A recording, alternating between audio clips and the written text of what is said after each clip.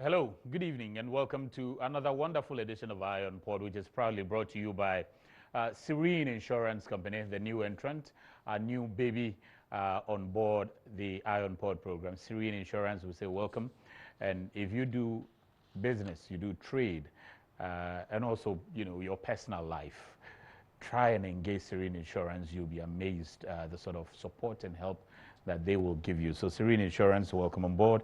Iron Port, they are a proud sponsor. Also, GOIL Company Limited, West Blue Consulting, Ghana Community Network Services, that's GCNet, the Ghana Revenue Authority, the Ghana Ports and Harbours Authority, Media Partners, Business and Financial Times. Tomorrow at 8:30 p.m., the abridged version of the program will be on GH1. Also, the abridged version will be on Ghana Television on Wednesday at 8:30 p.m. If you also get a copy of the Tuesday edition of the Business and Financial Times, the Thursday edition, I should say, you should get the schedule of the vessels that we bring to you on this platform. Usually what it is that the vessel schedule just come in a flash, so you're not able to see a lot of it in detail. If you get the Tuesday edition of the Business and Financial Times, they publish the entire schedule of the vessels that are the anchorage, those that come up within the week, and those that are also sitting right in the port. So quite a number of media partners there. Quite a number of things have also taken place in the course of the week, and we are here to talk about some of them. We're also here to talk about a very, very important subject regarding examination processes within the port, the inspection processes within the port, and we're asking a very important question today. We're saying this issue of the gizzards, that people say about 3 containers of gizzards that were contaminated are already in town. It's in the market, and they were not supposed to be in the market. One of the containers, is supposed to be burnt and destroyed by a team that's been designated. We are asking the question, who let those gizzards out there in the market or in the public domain? And we're also questioning, again, this is a question, and it's going to be answered by my panel, that is this a problem of poor gatekeeping, or it's an institutional malaise? Not institutional malice, institutional malaise. Have we gotten to the point where things are broken down from the institutional point of view? Because if you recall, around December there, about the FDA, Food and Drugs Authority, announced that about 20 brands of tin tomatoes were in the market. They have been imported and they were already in the market, and they were asking for their recall. What is happening with all these goods that are not proper and getting into the market, or wholesome goods for that matter? How do they get into the market? We'll be questioning pretty shortly with my panel. In the meantime, GOIL has good news for you, and I have to let you know. GOIL Company Limited says they have reduced fuel prices with effect from Saturday, 22nd February 2020. That is beginning today. Super XP Ron 95 is now 5.40 cedis, while diesel will now sell at 5.41 cedis. The revision in prices is as a result of reductions in international prices of finished product and the appreciation of the cedi against major currencies, especially the United States dollars. The reduction comes on the back of recent introduction of higher grade Super XP Ron 95 onto the market at no extra cost to customers. GOIL wishes to thank consumers for their immense support and patronage of the company's products and services. And this was signed by my own man, Robert Chere, the public relations manager of GOIL Company Limited. So GOIL has reduced fuel. Get out there and you have no choice but to buy from GOIL. They also have other news, very important things they have done. Let's listen to all of that and we'll come back to the studio. Ghana's leading oil marketing company, GOIL Company Limited, has released onto the market a higher grade petrol fuel type known as Super Ron 95 for the benefit of the petrol consuming public. The high-grade petrol Super Ron 95 has since Monday, February 17, 2020, been selling countrywide at all of the company's over 400 service stations at the same price. According to Marcus Diodake, head of fuels marketing of GOIL, with this game-changing development, consumers no longer need to pay a higher price for any high petrol grade specification, saving the consumer significant amount of money. The good news is that this product is being sold at the same price as the RON 91 that we're selling. Mind you, this is a higher grade fuel. Our customers are not paying anything extra for the RON 95 that we have introduced onto the market. He revealed that with the release of the petrol stock, all consumers will benefit from a higher grade petrol that significantly boosts the performance of all engines and keeps engines clean of carbon deposits. RON 95 is the highest spec we have today in Ghana, and every Ghanaian must take advantage of it. It makes your car last longer because it ensures efficiency of the engine. And once you are using RON 95, you know that you are getting value for money. Meanwhile, Executive Director of the Chamber of Petroleum Consumers Ghana, Duncan Amoa, has commended GOIL for introducing the higher grade of fuel onto the market with no extra cost to consumers.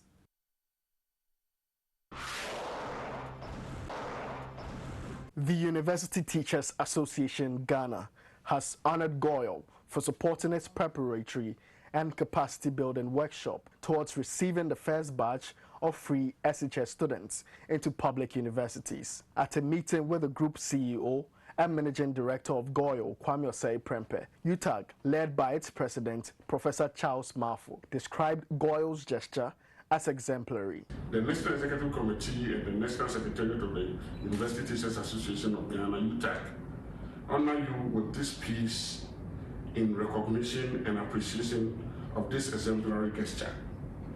It will interest you to know that the workshop has since generated a vibrant national discussion among all relevant stakeholders. The group CEO and Managing Director of GOIL, QUASI-GOVERNMENT, said the company's topmost priority is giving back to society and causes that advance the national interest. I would like to say thank you for recognizing our efforts in supporting Kenyan sectors which are doing good job. He urged Ghanaians to continue to buy from GOIL so that many of such laudable programs can be supported. For this reason that we always tell Kenyan motorists, Kenyan public that they should patronize GOIL. Apart from having the best of we are there for Ghanaians. Our corporate social responsibility is unparalleled. UTAG later presented a plaque to QUASI-GOVERNMENT. Okay, so GOIL is offering very significant reduction in the prices, and you are urged to go and get your fuel from GOIL. International Maritime Hospital also has a lot of activities going on. Now, this week, the QUASI Association of Health Associations met at the International Maritime Hospital regarding the coronavirus that we talked about here last week. The Ghana Association of Quasi-Government Health Institutions has held a meeting in Tema to discuss the global and national action plan for the prevention of the coronavirus disease, also known as COVID-19. The engagement was also to assess Ghana's individual health facilities preparedness, as well as the role of GAQHI to facilitate that in the various sectors. The coronavirus epidemic has so far recorded over 40,000 cases and over 1,000 deaths. The quasi-government health institutions comprise government institutions, agencies, and departments that have their main service focus not being on health, but engage in health services activities like the Ghana Ports and Harbours Authority, Ghana Police Service, the military, universities, VRA, Bank of Ghana, among others. Dr. Christian Kofi Amenuveve, President of the Ghana Association of Quasi-Government Health Institutions, explained the need for the public to be educated in preventive measures in the wake of the coronavirus awareness. The interesting thing is that our membership are strategically located, particularly at the entry points and for instance, like the airport, like the seaport, and other entry ports in the country. We also have institutions that receive and send students from abroad, like the university. Dr. Franklin Asiedu-Bekwin, head of disease surveillance, Ghana Health Service, revealed that 15 cases suspected in Ghana or proved negative of the coronavirus. He continued to urge the Ghanaian public to report to the health authorities whenever symptoms of coronavirus are detected. We are looking for a fever, we are looking for cough, we are looking for difficulty in breathing in a passenger or a patient with a history of travel to affected countries within the past 2 weeks. So we are thinking that on that 2 levels, so either the port of entry or at the facility, we'll be able to detect the cases early and manage them. Dr. Vitus Anabisi, the General Manager of Health Services, GPHA, called for the Port Health Unit of the Ghana Health Service to be well equipped in the performance of their mandate at the country's ports. Now, if they're supposed to go on inquiry, unfortunately, they don't do that for lack of facilities and logistics. They say they don't have the tugboats to go, they are not trained to swim, they are not trained to do blah, blah, blah. So they don't go on board the vessel at the anchorage.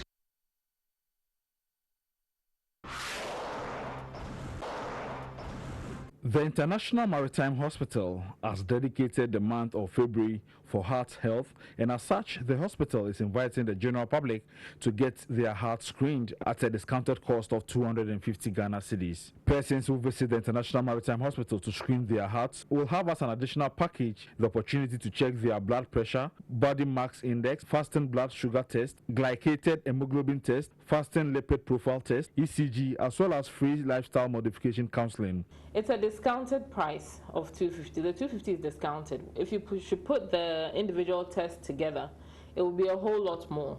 So we reduced the price.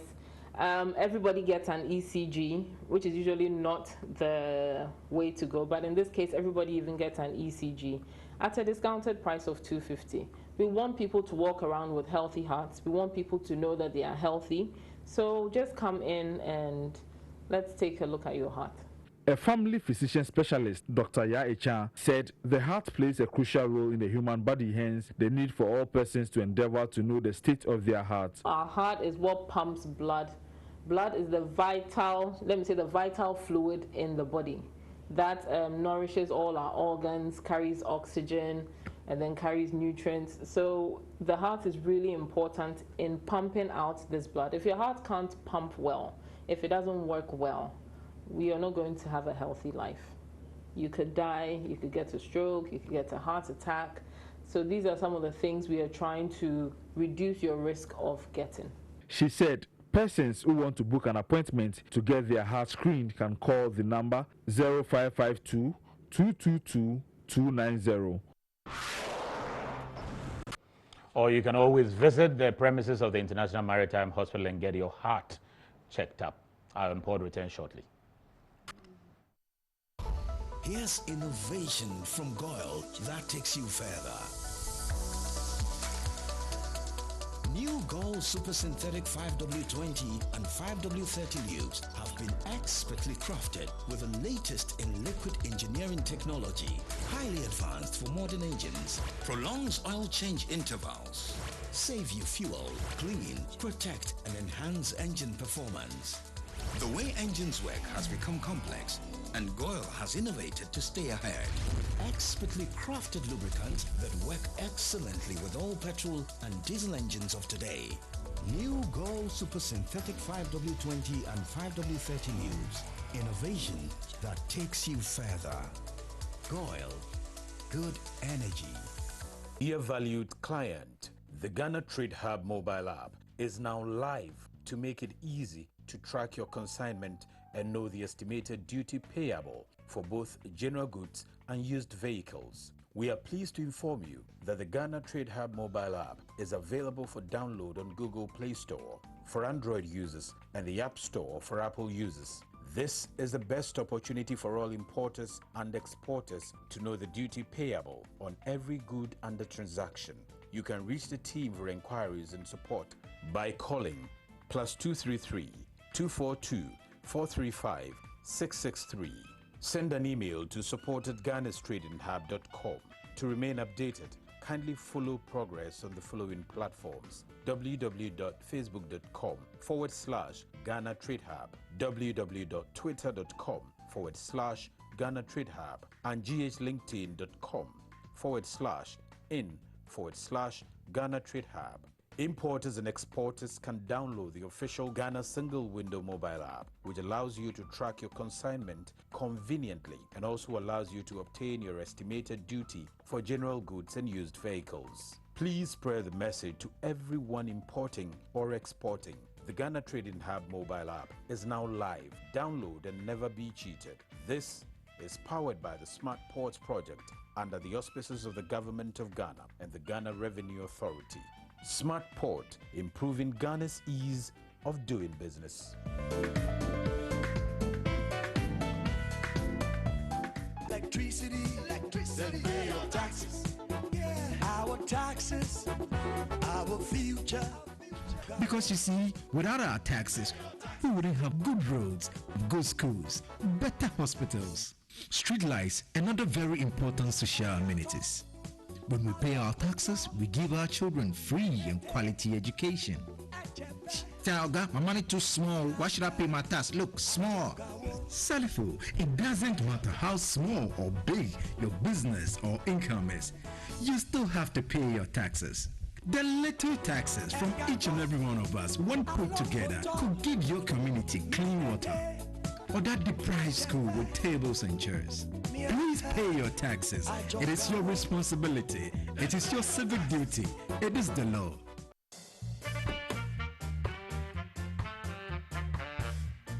Oh, how are you? Hi Yvonne, a few words please. Everyone is talking about the fire at your production house last week. How are you holding up? Has production stalled? No, not at all. My crew and everyone on my set is perfectly fine because I insure with Serene Insurance. As a matter of fact, I've had all my equipment replaced, including the vehicles that were affected. My workers have been sorted out. Even my production downtime has been covered. So it's all good. I have a meeting to attend to, so I have to get going. Sorry about that. Which insurance company did you mention? Serene Insurance, the new face of insurance, a member of First Sky Group. Okay, welcome back to Iron Port, and today we're talking about the infested gizzard. That we got reports that 4 gizzards, 4 40-footer containers were filled with gizzards, and they were supposed to be cleared by the importers, but you know, the veterinary services also got an alert from the Brazilian authorities that those gizzards were contaminated, and so they should be seized in the port. Reports are that 3 of those containers are already in the market. They're already in town, probably sold to the consuming public. But 1 of those containers are still in the custody of the authorities, that's the veterinary services as well as other agencies, allied agencies. They are yet to destroy those gizzards. So the question we are asking is, how did the 3 40-footer containers get out? And also the one that is remaining, what's happening to it? We're also asking the question whether there's a poor gatekeeping system around the entire operations. If not, is there some institutional malaise, institutional disorder that is not allowing things to flow as expected? Unfortunately, I have the men who are going to help me answer those questions this evening in the studio. Good to see you, sir. Thank you. Mr. Solomon Agampim, Head of Import and Export Control, the Environment, Food and Drugs Authority. Mr. Agampim, it's a pleasure to have you in the studio. Thank you. Always disturbing you, and today you joined me in the studio so I can disturb you more. Mr. Joseph Eriko, who is the Chief Revenue Officer in charge of Customs Lab, Tema Port. Those who, good to see you. Thank you. Also, Dr. Stephen Bona is the Head of Veterinary Regulatory Division, Tema Port. Dr. Bona, good to see you. You were here last week. We bombarded you. There are a lot of text messages for you from last week anyway. The texters kept saying that I didn't read them, but we ran out of time. If we get opportunity, some of them are related to what we're going to talk about today, so you will respond to them as well. Zozu, It's your first time in the studio. I may start with you on this subject, but before we start and I come to you, let's go play this story that we've put together regarding this particular guest that we're talking about. And when we come back, I'll start off with you. Despite assurances from the Director of the Veterinary Services Directorate, Ministry of Food and Agriculture, Dr. Kwabena Asieduban, that one of 4 containers containing contaminated gizzard, which has been impounded by the veterinary officials at the port of Tema, will be destroyed on the 14th of February 2020. I on Port can confirm that the said destruction is yet to be carried out. This container is not leaving here, back to the port, because it contains pathogens. Yes, we should destroy it today.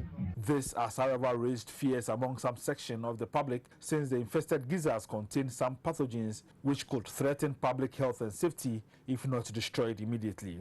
Unfortunately, 3 of the 4 containers containing the contaminated food products have already been cleared at the port of Tema and suspected to be on the market, which has severe public health implications. The containers, which have been marked as contaminated, were imported from Brazil into the country in 2019. Officials of the Veterinary Services Directorate of the Ministry of Food and Agriculture are believed to have impounded the container following a tip-off by Brazilian authorities.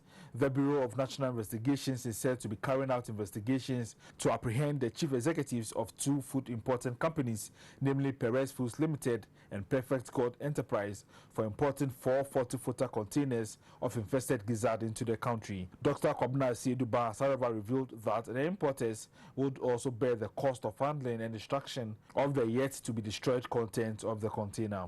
We wrote to the importers that the cost of handling and destruction will be borne by the importer.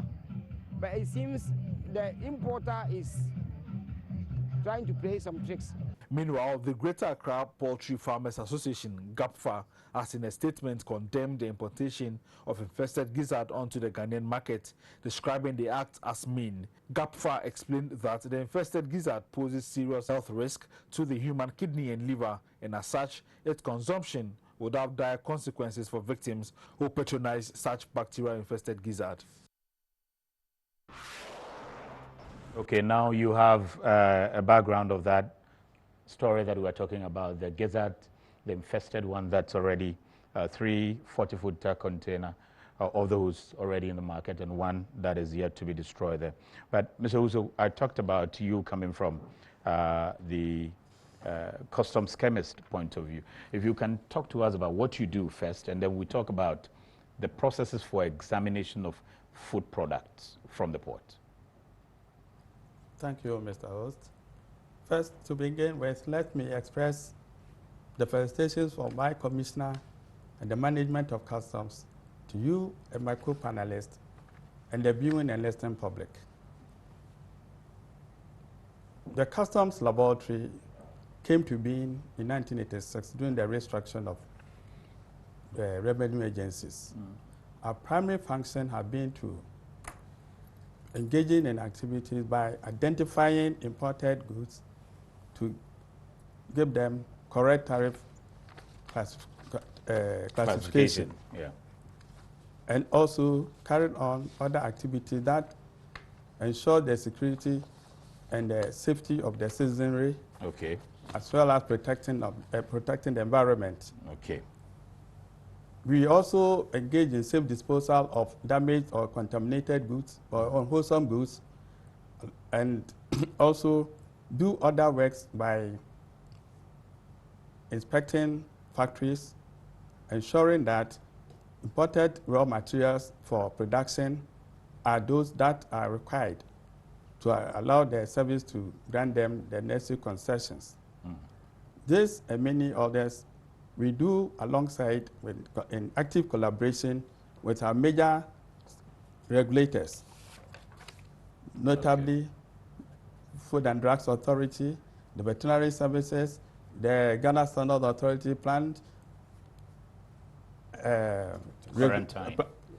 Protection and Regulatory Service Division, Animal Production and Health Division, Ghana Atomic Energy Commission, EPA, and many, many, many others. And in all this, it is all about Ghana. Okay. That is it. Okay. What's the process that you go through in examining some of these products that you talk about? And let's, for the purposes of this conversation, let's stick to food products, for instance. Now, when we talk of food products, we are mainly animal or fish destined, and we have the plant foods. When it comes to plant foods, at the point of examination, we do examination alongside with the PPRSD, that is Plant Protection Regulatory Services. Okay. And sometimes we have to also examine with FDA. Then when it comes to food products, we deal with FDA and we conduct examination together. Okay. Yes. When the veterinary was also on the JIMIS platform, they were also part of the examination. Okay. And when we conduct examination, you see, at the port, the examination is only physical. All of us engage in physical examination. But in course of our examination, if we find anything to the contrary, then we have to halt the release of the consignment, and then necessary actions have to be taken. There are instances where we've examined consignment and we found that the consignment have deteriorated, sometimes as a result of malfunctioning of the reefer. In that respect, we have to, and I'm saying this, that any time consignment have been examined, we examine in the presence of the importer, so that whatever adverse findings we come to, the importer is aware. And I must even be candid. It is even in their own interest, because when we come to that arrangement, when destruction is conducted, we issue destruction certificates. That even enables them apply for refund. And when we have to destroy any food item, especially with our co-regulators, Food and Drugs, Customs request a formal letter from FDA or any when we talk of food, FDA, they will formally issue us letter for us to input into our system. Okay. Because when the refund is to be made, they have to examine all the processes before to authenticate the refund. Okay. And when we are to do destruction, we also don't do it in isolation. We do it with the Port Health, we do it alongside with FDA. So it's a sometimes national security. Yes, national security. I must even indicate that every container we open at the port, we open in the presence of national security. Yeah. And food, when it comes to food, they are mostly also on it. Okay. So we do that, what we call joint inspection. Okay. Yes. So you talk about the examination process involving you. Yes. You talk about involving the Standards Authority, yeah, and you talk about the Food and Drugs Authority. Yes, when it comes to food, it's about strictly Food and Drugs Authority, because standards doesn't come in when it comes to food. Yes. Okay. The thing about you doing physical examination, and you said that you do mostly physical examination at the port, except when you discover that there's a need to go further, and then you do sort of scientific researches and things to come out of that. Is that what you're saying? That you're saying that at all costs, when it comes to food, your first attempt is just physical examination until you find problems with the food items, then you proceed further to engage in it. Yes, that is fundamental. You have to do physical inspection. You see, when we talk of analytical works, we have two phases. We have the physical inspection and the other laboratory analysis. It is flowing out of the physical inspection, then a determination is made. So it's not automatic that every food item you would have to pick a sample and get a lab analysis of it? No. Most of it you do physical examination? Physical examination. Okay. Yes. Okay. Mr. Dr. Buna, So before you go further, it is also when we get certain alerts. Okay. So minus the fact that you have seen some infractions out of your physical examination. If you have also alerts, we then have to proceed further to do high, you see. So we have to heighten our inspection. Okay. Yes. So alerts have been part of our workings at the port. Okay. Because quite often, and since you brought this up, quite often you take samples for virtually every food product for analysis, scientific analysis. Isn't that the case? No. From customs point, there are certain food items that we work on. For instance, sugar. Our purpose of analyzing sugar is for revenue purpose. In the sense that sugar, the values are graduated.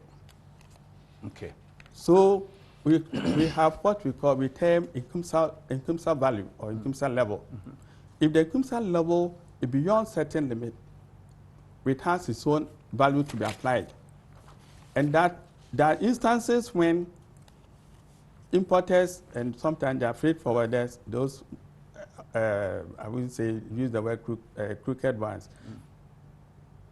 they have entered wrongly because INCUMSA of 45 attracts higher value. Okay. But you realize that when we analyze them, we find that they will enter 150, which is of lower value. But after analysis, then we come to determine that they are 45. It's of higher value, and so you can charge the right duty for it. You see, so what we do, transparency. After any sample that we sample for analysis, we have to issue test report. Every sample we have to work on. When we work on rice, our main purpose of working on rice is to determine or ascertain the percentage broken.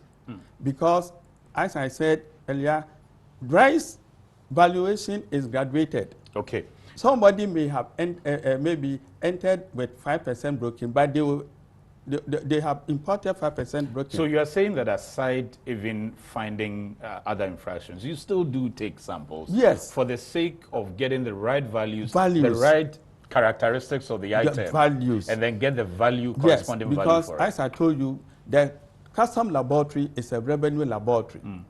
Our focus is mostly on activities for the, what you call, to rake in revenue. Okay. Yes. So you do take samples? That I want to, you do take samples for virtually all the food items? Not all. Okay. I'll come to you for those that you don't take, because I know that you take for animal products, don't you? So meat, for instance. No. You don't take We don't take sample for analysis. For chicken and all that? No. For analysis? Customs? Customs, you don't do that. I see. It is only when there have been situations when maybe consignment are for auctioning, then we do some level of this, but that one is so mostly customs for never take samples for meat products? The sampling we take on meat products is at the point when they are ready for auctioning. Then, okay, but if it's the regular scenario of import, you don't. I see. Because you know what? In course of our workings, we work with regulators, and the regulators' responsibility is there. Okay, that's not your responsibility. So you don't take. Primary right. You are saying that, so you don't take. The regulators okay. don't take. Let me now come back to the issue of the gizzard itself. Dr. Bonan, give us a background of this gizzard. When did it come in? What do you know of it? What does the veterinary service know of this gizzard? Thank you very much for giving me such opportunity to talk. The gizzard issue started as far as 27th of February 2019, when an information came to me through my WhatsApp. Sorry, the date again? 27th of February 2018. In 7th February, okay. Yes, it came to me on my WhatsApp through then the acting director of veterinary services, Dr. Joyce Donchi, through Nkuga Dixon. Then it was sent to me on my WhatsApp. Okay. When the message came, look, it looks like, I can even show it on phone. It's indicated the 27th. You can paraphrase what it says. Yes. So It came in, looks like a fake one. So we have to do follow-ups. So I printed the information out, sent it to GAPOHA for them to interpret for me. They said it's so vague, they can't interpret it. It wasn't in the form of a letter, no, letter. No, it's not an official letter. I'll show you. It's here. Where did it come from? It came from, the headline came from Brazilian embassy. Okay. Directly to you, or it went to an official before it was... It went to an official, that's how I'm saying. And then it was sent to you. Yes. Okay. It didn't come to me direct. It's here. Yeah, so... I'll show you to you. Okay. Let me show you too, because... where is it? Yes. Okay, but you can make the submission. It's okay. It's okay. It came okay, in that's way. it. Okay, but it's signed nonetheless. No, there's a head of something. Head of trade promotion. Okay. So when I printed it, I signed that very day, but it's a mistake here, but it doesn't matter. And it was sent to one Felicia Ansa Amprofi, Plant Protection and Regulatory Services Directorate, yes. Ministry of Food and Agriculture. Let me explain it to that way. Okay. So unfortunately, it has been printed this way. The thing went to his doctor, Felicia Ansa. Okay. It went to her. Yeah. So she sent it to our director because he deals with plant products. So he sent it to our director then. So it was wrongly addressed to the wrong officer? Yes. So he sent the message to Dr. Joyce Dontwi. And from Dr. Dontwi, it went to Dr. Dixon there. Okay. Dixon, yes. Okay. And Kuga, because he's the head of the regulatory unit. Okay? Okay. So he sent the thing to me, I should do follow-up. When I saw it in the form of WhatsApp, so I have to print it out, send this one to GAPOHA for interpretation. They said it's so big, they can't get with the interpreter. So what they said that I should let my directors write classification letter to the embassy so that they'll be able to identify the products in the containers. So we wrote to the Brazilian embassy indicating that we want the date of arrival of the vessel, then the rotational number. So you wanted the vessel details? Details and those things. So it was on the 3rd of April that the Brazilian embassy replied us. Okay. All these things, they are here. I'll give them. Okay, that's fine. You can go ahead. Yes. We can. It's on the 3rd. So on the 5th of April. And before all these things, when we had it. 3rd of April or 5th? 3rd. Okay. 3rd. You see, I will show everything to you there. That's fine.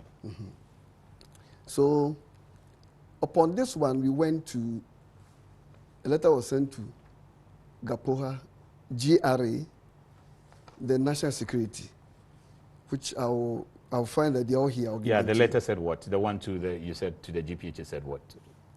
Indicating that there's a suspected case of the... and so they should retain? Yes, retain it. Okay. That letter was sent 5th of April, 2019. Because we had the confirmation letter from Brazil embassy on the 3rd of April. So the 5th, we sent it. Because this went to the directorate. Okay. But you're saying that your outfit got this letter 18th of February. No, 28th. No, you said you received it 27th of February. I printed 18th of February. It's addressed 18th of February. No, let me tell you. That is why, fortunately for me, I signed here, received. Okay, so 25th. 25th, but of February is when you received. When I made a mistake here. It's 25th, 28th.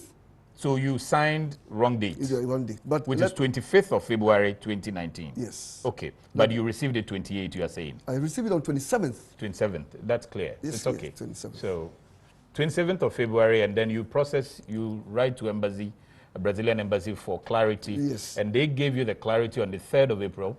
On the 5th of April, you then write to the institutions, and I have that letter here, so you don't have to stress. The Ports and Harbors Authority got a copy. The Director of Veterinary Services was copied in it. Sector Commander Revenue Authority was copied. The Head National Security Tema Harbor was also copied, and the Head of Port Health right? Yes. Okay. So you can go on. Yeah, no, look at something. The date I received it, 27th. Yeah, it's clear. I think I trust that. So it came in the form of WhatsApp. Okay. So upon this one, we send the information to them to block it. And they block the other one. And according to the information they send us, the other Sorry, and they blocked which other one? The fourth one. 3 were released, they have been released already. Before you received this? Yes, they have been released already. The 3 containers had been released before the 27th of February that you received Yes. the Yes. alert. I see. They have been released already. So what was the background you got for this cargo? At the time, when you got the details from the Brazilian embassy, when did they say the container, the cargo itself arrived? The details are here. The details are stated here. They are all here. Okay. The details are here. The first 27th of December. Yes. And then the other one was 9th of February. Yes. Not delivered. Okay, that one wasn't. So this one was 27th of December 2018. 2018. And it was out on 9th of January 2019. Yeah. Then the second one, yeah, 30th January 2019. And it got out 12th of February 2019. And the third one, 25th of January 2019. It got out of the system 28th of January 2019.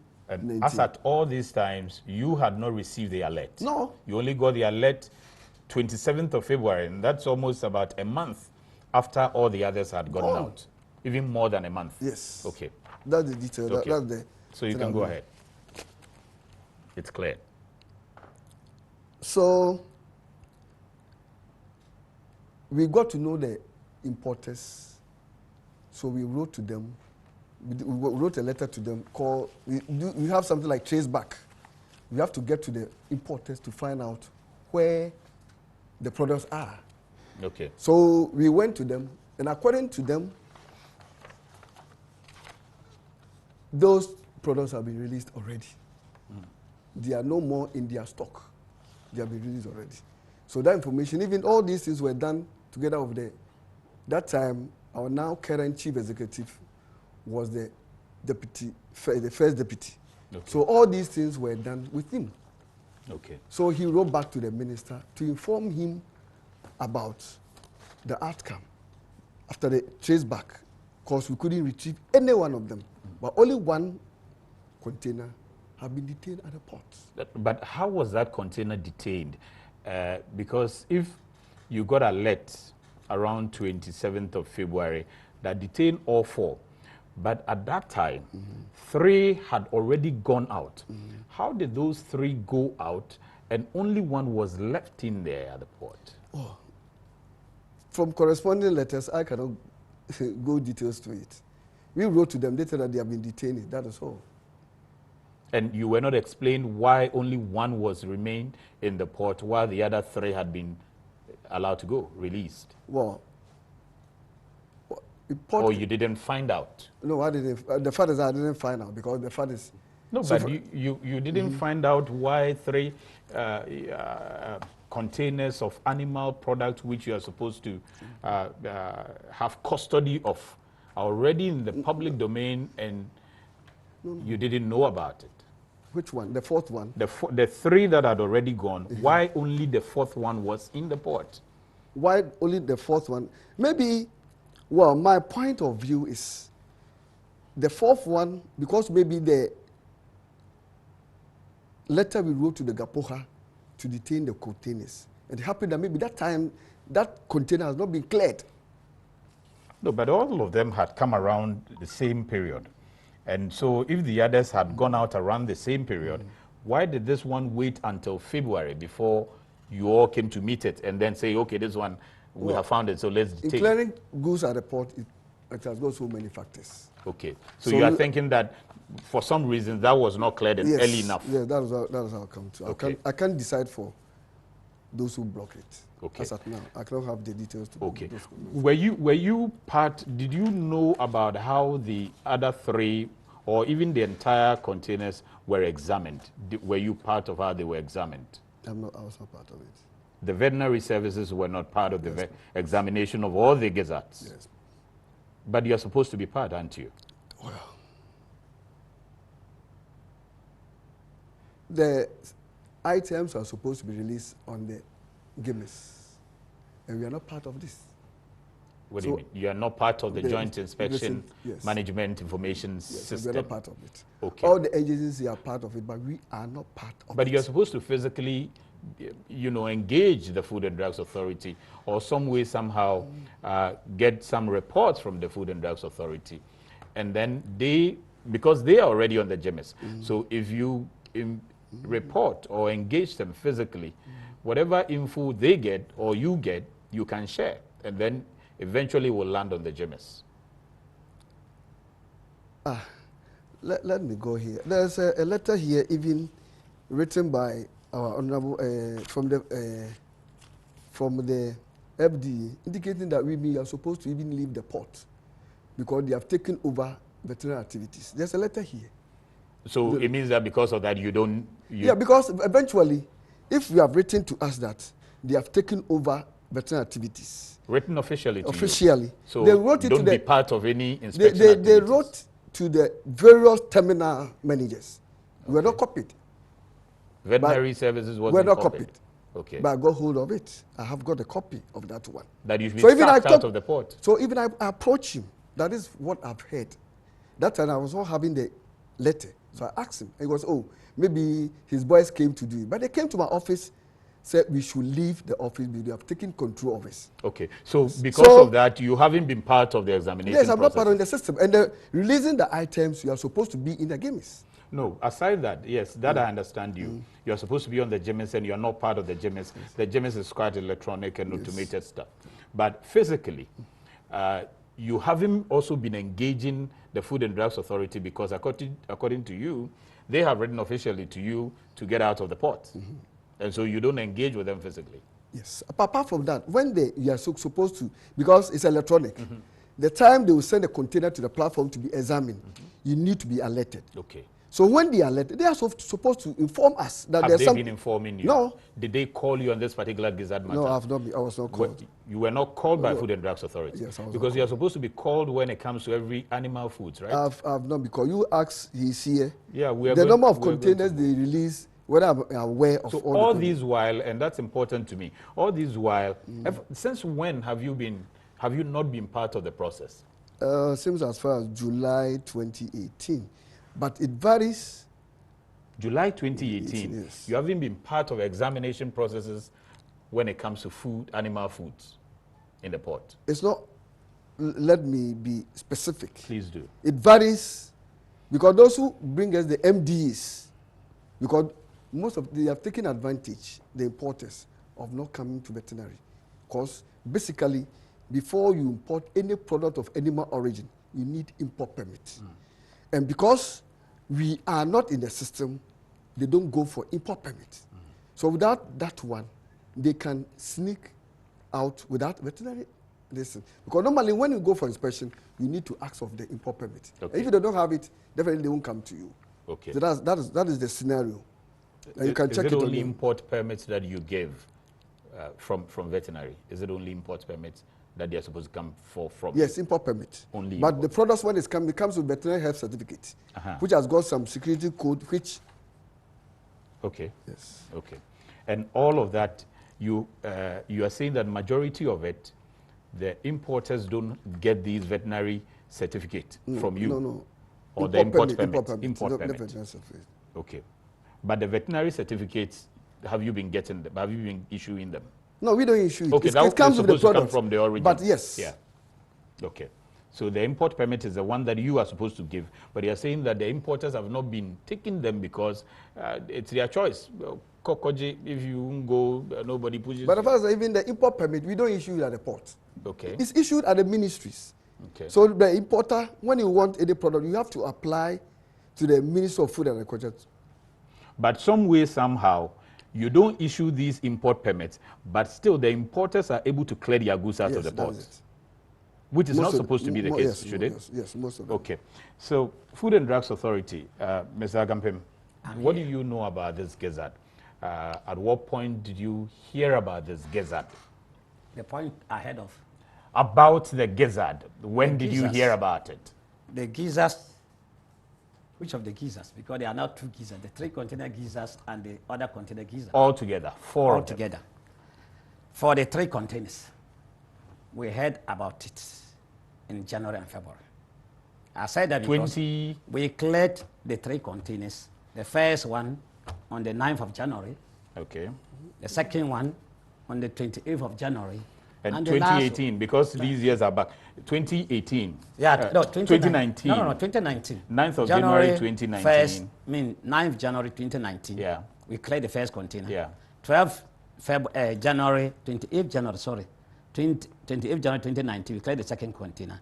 And 12th February 2019, we cleared the 3rd container. It was not just one day. Okay. And then, sorry, so 9th, 28th, and which one? And 12th of February. 12th of February, yeah. Okay. That's when you cleared these containers? Yeah, for sure. Okay. What were the states of those products? Did you examine them? Like, tell you, like talking before we clear a container, most of the times, like you talk of JIMIS, Joint Inspection Management Information System. Now, so before you even go to inspect, examine, there is an alert electronically to an officer, an assigned officer, who then goes to the platform where the containers are. And we go with customs, national security, and the rest. Okay. Other stakeholders. The rest are who? I mean, you are supposed to be only 3. Customs and national security. Now you are only 3. Yeah, if for you sure, add but national security, the 4th one. Yeah. National security, because if you look at these containers, they also release them. Okay. Yeah. So when we get there, then the examination is taking place. We do the physical inspection. Physical inspection? Yes. We do the physical inspection. But food product, though? Yes. For the product. Okay. And we also inspect the documentation that follows the product, like animal health certificate. Okay. We equally ask for the veterinary permit. You ask for it from them? Yes, we ask for it. Okay. And most of the time we look at the color, the sliminess, the fingerprints, because if something is bad and you put your finger, you get the fingerprints on top of it. We look at the eyes, that is for reefer containers, fish and meat products. We do all this one, and then occasionally or randomly, we have a modern lab at the port. We have a mini lab at the port. You means FDA. We have a mini lab at the port. Okay. So based on risk, we sample some of these products for analysis. Okay. Now, so what happens is that we do all these things according to status. We inspect everything. If everything is right, like you said. When this container came, the containers came, the 3. Yeah. We inspected them physically. Were they not 4 from the beginning? No. I know of 3, so I don't want to talk of 4. Okay. I only got to know of the 4th one on the 5th of February, 2020. Okay. Yeah. So I don't want to Okay, so begin with the 3. So when these came, we inspected them as they came. Physically, it was okay. We inspected the health certificate. It was excellent.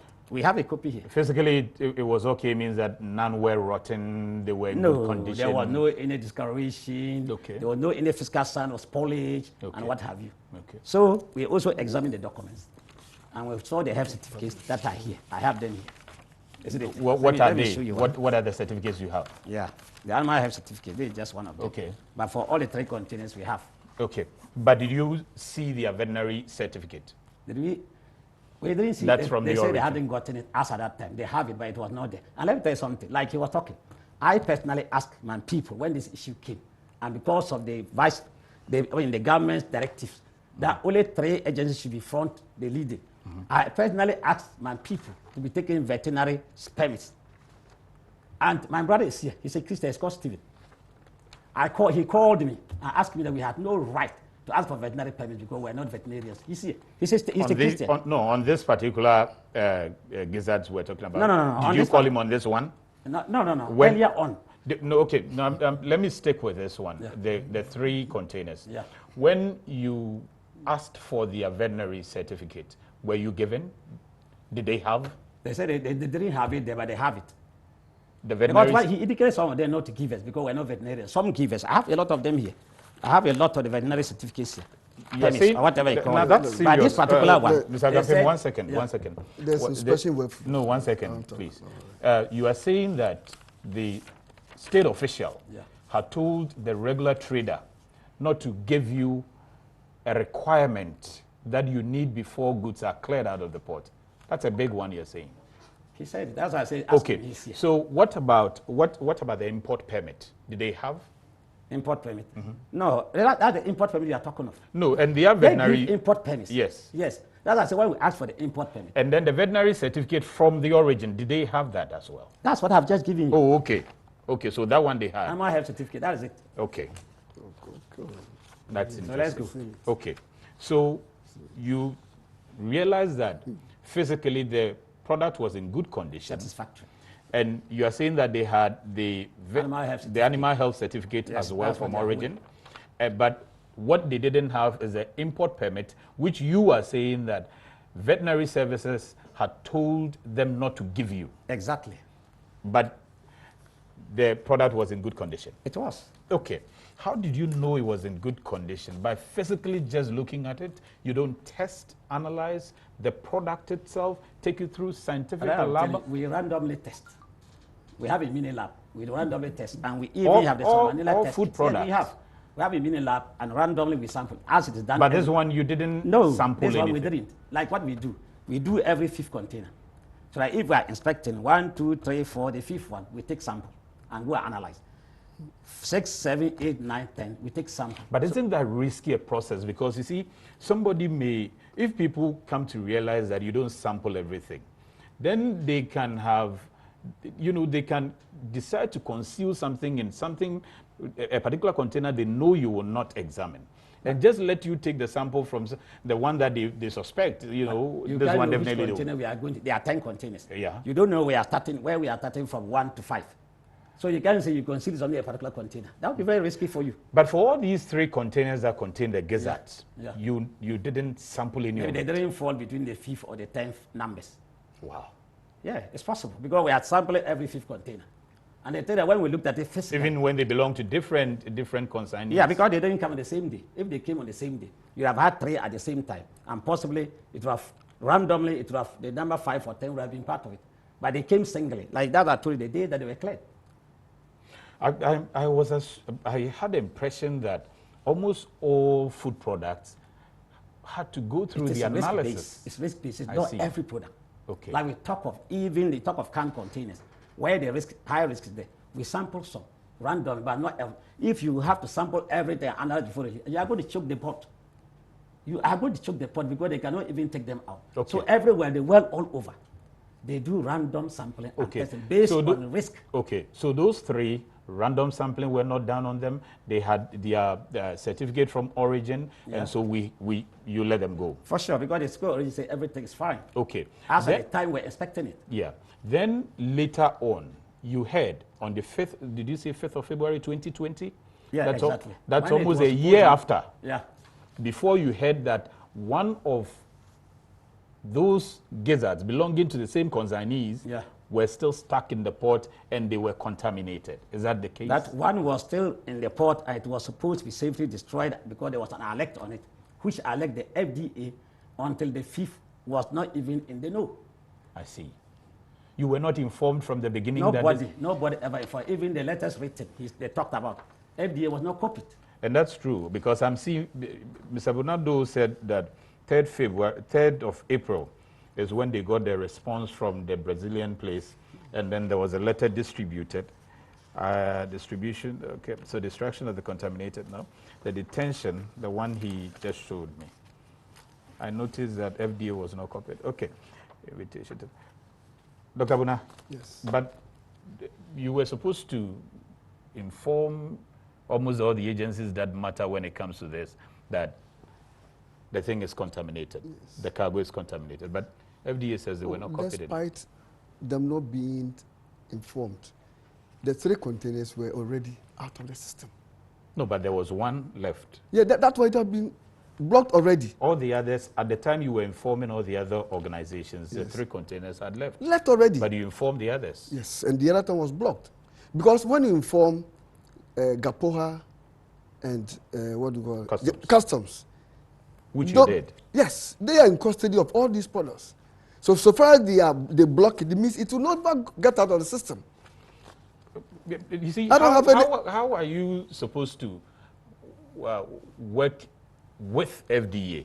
Because as far as I remember, now back in 2017, thereabout, when the Vice President brought the processed flow, yes, I remember that it was supposed to be food. And I think at that time, you used to be part of the inspection. Yes. And then you were supposed to now work in tandem with Food and Drugs Authority. Yes. So one expects that every info you have, they already have, or every info they have, you're supposed to have. What's missing? Well, even there's an inspection workflow here. Even before the CCV are supposed to be developed, import permits for the regulatory bodies need to be inputted into the system. According to the inspection workflow, which was done before the GIMIS was rolled over, it means any product of animal origin, you need import permit. Yeah. And if you don't have import permit, you're not supposed to even get the next stage. Okay. To develop even the CCVR. What was not done? Yes, they didn't have, and they yes, were allowed to go. This is a inspection workflow. I can give it to you. You can watch it. Yeah, it's clear. So that's a question I was asking, yes, Mr. Gampim. That's a very good question. If they didn't have the import permit, how did you let them go? Like I said, before even the CCVR, you're supposed to comply. Compliance means that all the other documents from every person is validated and complies before. So you talk about CCVR. That means that once it passes there, it gets to the GIMIS part. And FDA assumes that all is done well. Because the permit, like if I give a permit from FDA, it's by compliance, they have to see FDA input before they can even, the compliance can take place. So if, like he said, if you still in a flow chart, if the veterinary permit is given, it will not even get to the level of GIMIS because it would have been passed through the CCVR would have been applied. So if he had sent it, that means that they didn't even send it. If they send the CCVR, if get there, they cannot go through. They won't be compliant because they haven't got the input for veterinary. They are supposed to do everything. No, but you earlier said that. No, it's only the GIMIS side I'm talking they have, yes, and with the GIMIS side. Now, what he's saying is that, and I can see and I recall vividly. Exactly, follow it very well. After the Labadi Beach 2017 May declaration by the Vice President, there was a follow-up at the Jubilee House. Yeah. And there again, the process flow came out clearly. I have one. That these are supposed to be done before the goods will be released. Here we are being told that the agency, that's the service, the veterinary service, had told you that they won't give you the import, or they've told the people not to even worry about the import certificate.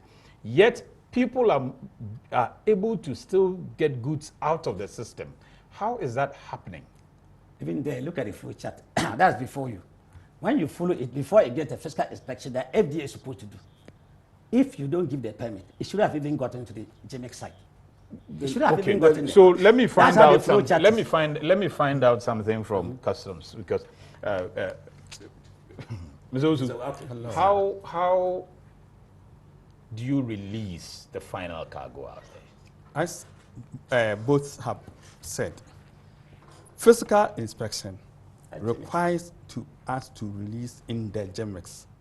So in the GIMIS, when you open, all those parties to be part of the examination, you see it there. You get me? So when it comes to mixed goods, you may find certain electrical gadgets, some food items, and other things. They will pick, you see, the whole thing is selected, our risk, what do you call it? The custom risk management system selects these agencies for physical inspection. So when you open, you find those agencies to be part of the inspection. And we have to do it. And even after inspection, if any of those agencies, especially the regulatory agencies, if they don't do the release, customs do not have authority to release. Exactly.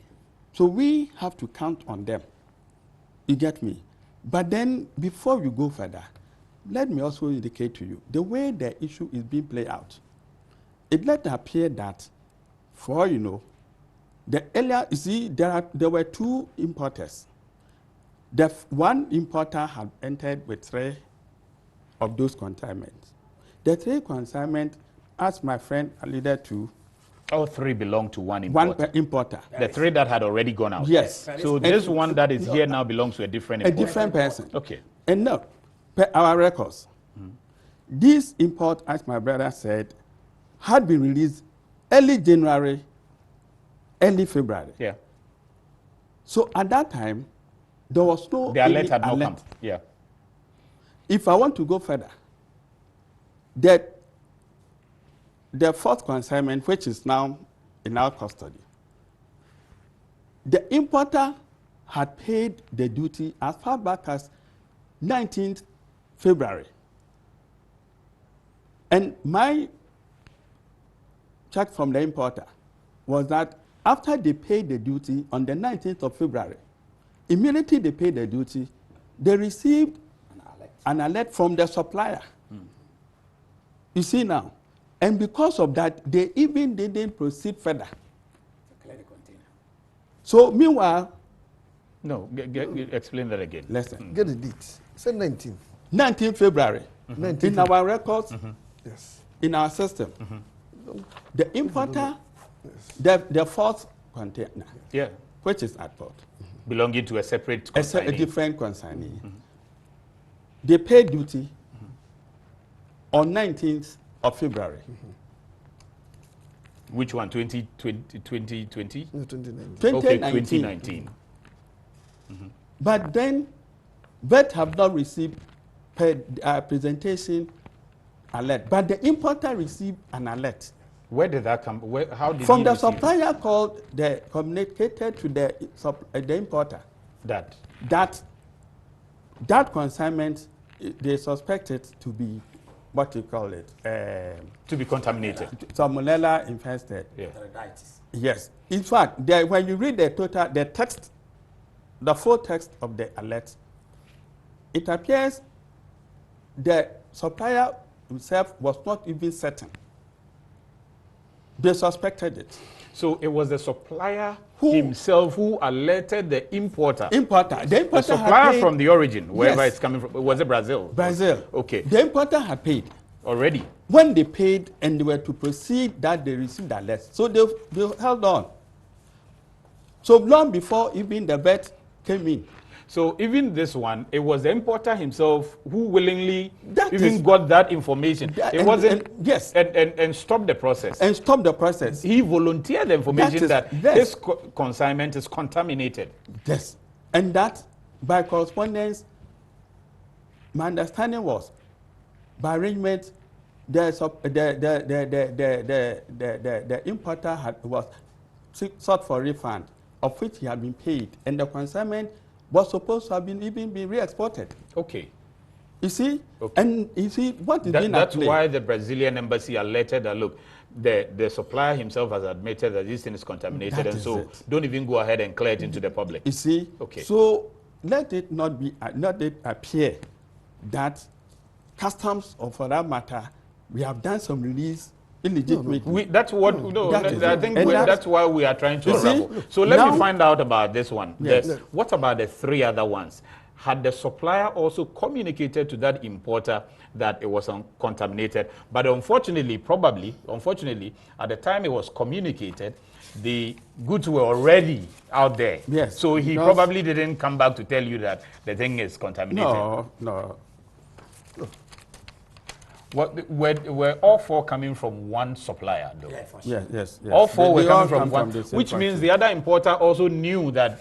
No, because if the supplier had informed this fourth, the second consignee, then it's possible they might have communicated to the other one as well. You see, when you look at this particular descent, it was dated on the 12th of February. Which one? What is it? The alert. Yes, 12th of February. 12th of February. Yeah. Meanwhile, and veterinary says they got it on the 27th of February. And those three containers, they were cleared even in January. That was released on. Yeah, but you see, that notwithstanding, what I'm trying to get from you is that first you have told us that the supplier had informed the importers that, look, the thing I sold to you is contaminated. Don't even let it out there. That is the suspected, and that was to the fourth importer. The fourth consignment belonging to the second consignee. What I'm saying is that since it's coming from the same source supplier, it is possible that possible. He would have told the two consignees. Exactly. However, by the time that maybe the first consignee had it, it was too late. He had already cleared into the market. It's possible, but then... But if it's possible, this is where I'm coming. Who released these goods? Who is the final authority to say these goods can get out there? I just want that. Does it have to be customs? You know, I'm saying, after physical inspection, the authority that has to give us the green light in this context, in the GIMIS, was Food and Drugs. And they gave you that green light? Of course. And so once they give you the green light, then what happens next? And then they have to be released. Okay. So you allow the goods to go because FDA had certified that they were good enough to go. Yes. Okay. The other concern I want to get resolved from FDA. Why have you not been inviting veterinary for inspections? You are supposed to work hand in hand with them, especially when it comes to animal products. Are you not supposed to invite them? Let me say that then would have defeated the purpose of the single window. You say you were there. I'm coming. You say you were there. Why there were about 16 agencies that were inspected? Yeah. Drop down to 3. Drop down to for the purpose that the time. Yeah. And the turnaround time. Yeah. And for whatever, they made sure there were 3. So any other person who was dealing with food or whatever, FDA was the lead agent. So we are embedding it in FDA. Yeah. Such that when we go to do inspection, it's only the gimmicks we inspect. But if we have doubts about anything, if it's concerning that is only when you revert to when you have doubt about any inspection, then you can invite the other agency that is embedded. We can call is that the case? Yes, we still have doubts. Okay. Just until you get a doubt, you don't invite the other agency. Why was the doubt? No, I'm saying that until you get that else doubt. you are doing the same thing, like bringing everybody back. No, they are not saying that, Mr. Gampi. I thought the impression was that you are not physically supposed to be there with your partner agencies. Yeah. So if veterinary is supposed to work with you, you are not physically supposed to be there, but you are the front liner. Exactly. And when you go, for instance, pick samples or whatever, and you realize that it has to do with animal or animal products, then you, behind the scene, not on the front line, engage them in, say, analysis and whatever before you can conclude and certify that this product can go. But what I'm getting from you is that until you find a difficulty, you do not invite the other agency. No. That's how it has that is the intention, so that at least if we find a difficulty, like there was a case concerning an animal height. He was there. We invited him. It was really a Saturday when we did the inspection. And we saw that part of it was rotten. So we sealed it and told our respective representatives at commerce, because it was going to commerce, to get there because it was already getting there and it was late. They should seize and destroy it. And we did. Could your lab have found this Salmonella if you had picked a sample to Why go not? check? Because we have Salmonella test kits, even at our lab at the port. So here is a case that because of the assumption that the thing was in good condition, you did not pick the samples to go and analyze scientifically because you assumed that they were in good condition. Yes, because you can't sample every product. And then the origin now comes in and tell you the thing that you are taking out into your country for your folks to consume has a problem. How does that leave us? Let me look at, I don't know what I want me to read. Please. What is no, just paraphrase if there is something. Clear so that people will hear. Let me clear my voice and make sure it's high. This is from BRF South America, SA. It's announcing today a withdrawal of fresh raw chicken meat supports exported to a few countries, produced exclusively at the Durandos manufacturing site, into brackets SIF 18, on the 30th October 2018, November 5th, 6th, 7th, 9th, and 10th and 12th of 2018, due to a potential presence of Salmonella enteritis, potential presence of a Salmonella enteritis in part of the products produced on these days, on part of the products produced on these days. The decision to block and withdraw the production of the entire day instead of affected part of the production follows the precautionary principle and company's commitment with consumer safety, quality, and transparency, as well as Brazilian laws. Okay. As a final remark, we want to highlight that the Salmonella bacteria is sensitive to heat treatment, which means that the traditional cooking processes are enough to eliminate any potential hazard caused due to the bacteria present. So this suspected, and they're saying that in the factory where produced, part of it assumed to be infected with Salmonella enteritis. You are saying not that it all, was a suspect. But because of... But you can't tell which one. As I'm saying, let me learn. But because of good company principle, we are withdrawing all. Yeah. Yeah. So supposing that, not saying that what came here was not, supposing the part that came in Ghana could be... But we can't suppose. Yes. Because it's also... That's why they are also supposing that it was infected. Yeah, yeah. Yes, they're supposing. And that's a very good corporate practice coming from that company. Yeah. And that's what we also expect, that even if it's just one gizzard, that is suspected to be infected, one is expecting that we will blow that alert quickly, and then we prevent it from out there, because it could be just one person taking that, and we'll lose a life. But well, let me ask, how dangerous is this Salmonella thing?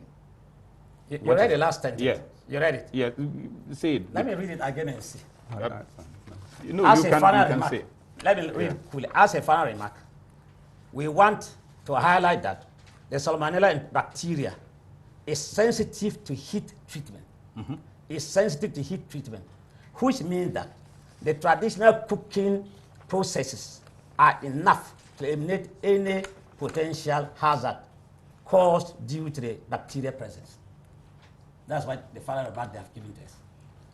So it's dangerous to all of us, is it not? Nobody says no, but say if you cook it well, that will not be safe. No, but we can't try that. I mean, a lot of us love kebab and all of that, which sometimes you don't even have to. Said because you don't hear company, they have principles that they are following. Then you think they would have not put it there, because it's science. They are put science. They are you see, let me come back to Mr. Gampem.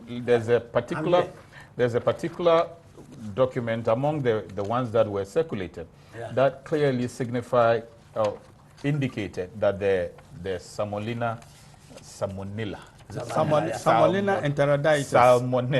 Salmonella enteritis. The name crowd we can't even mention. That is science. So there's this part. It said the director, this one went to, it's coming from Dr. Jiri Nura. It says the poultry product. Okay, so let me start from the second paragraph. It will be supervised. The poultry products have long overstayed the reefer temp of this one, right?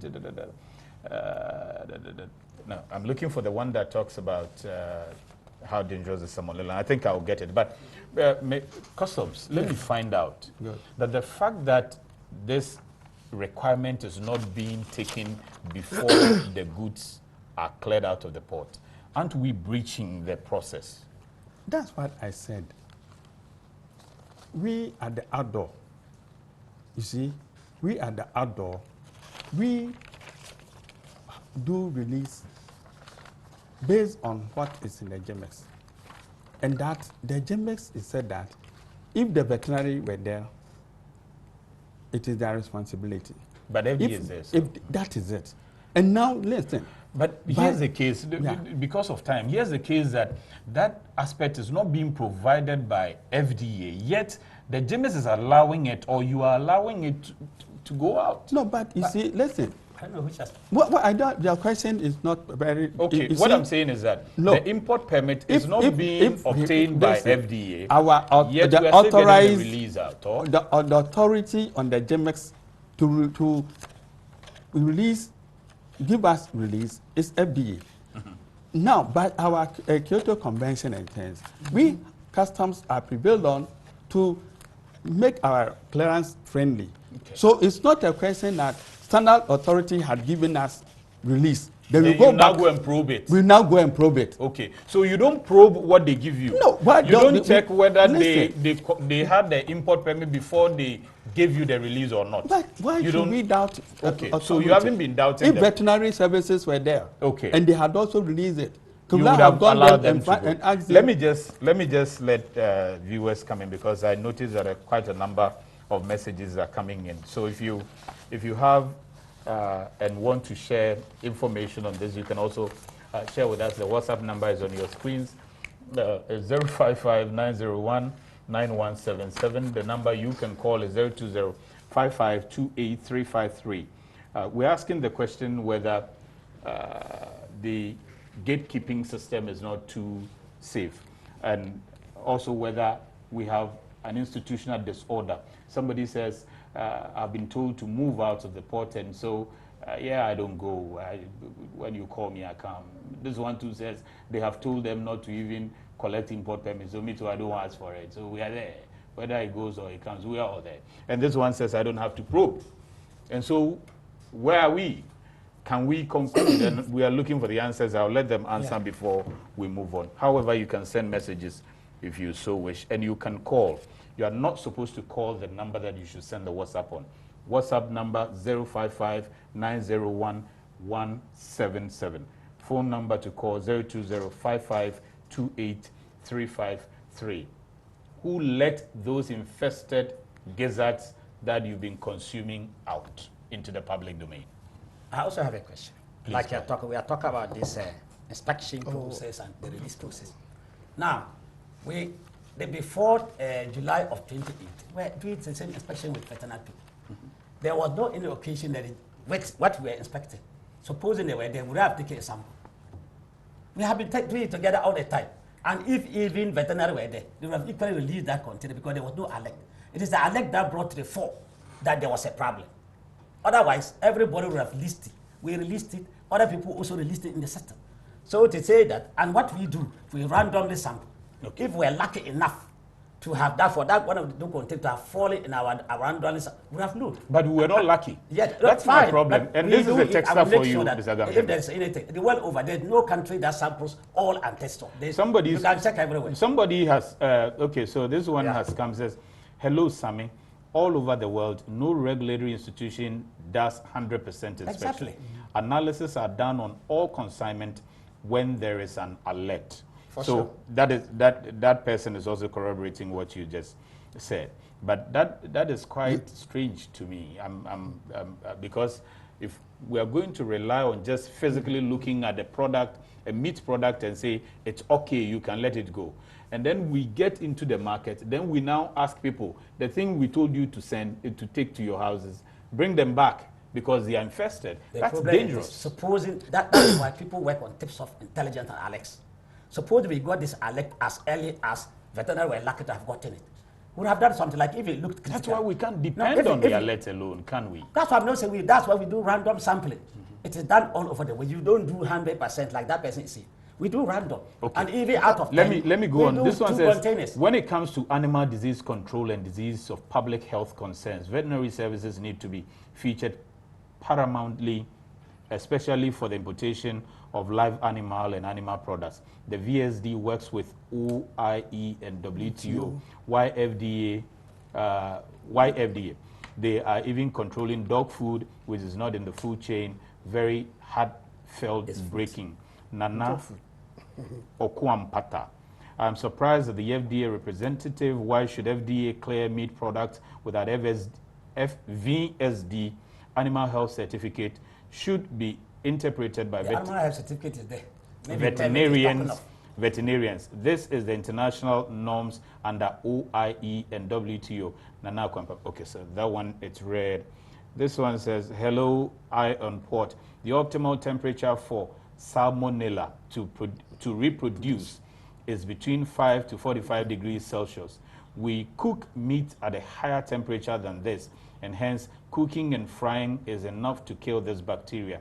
We are blowing this thing out of proportion.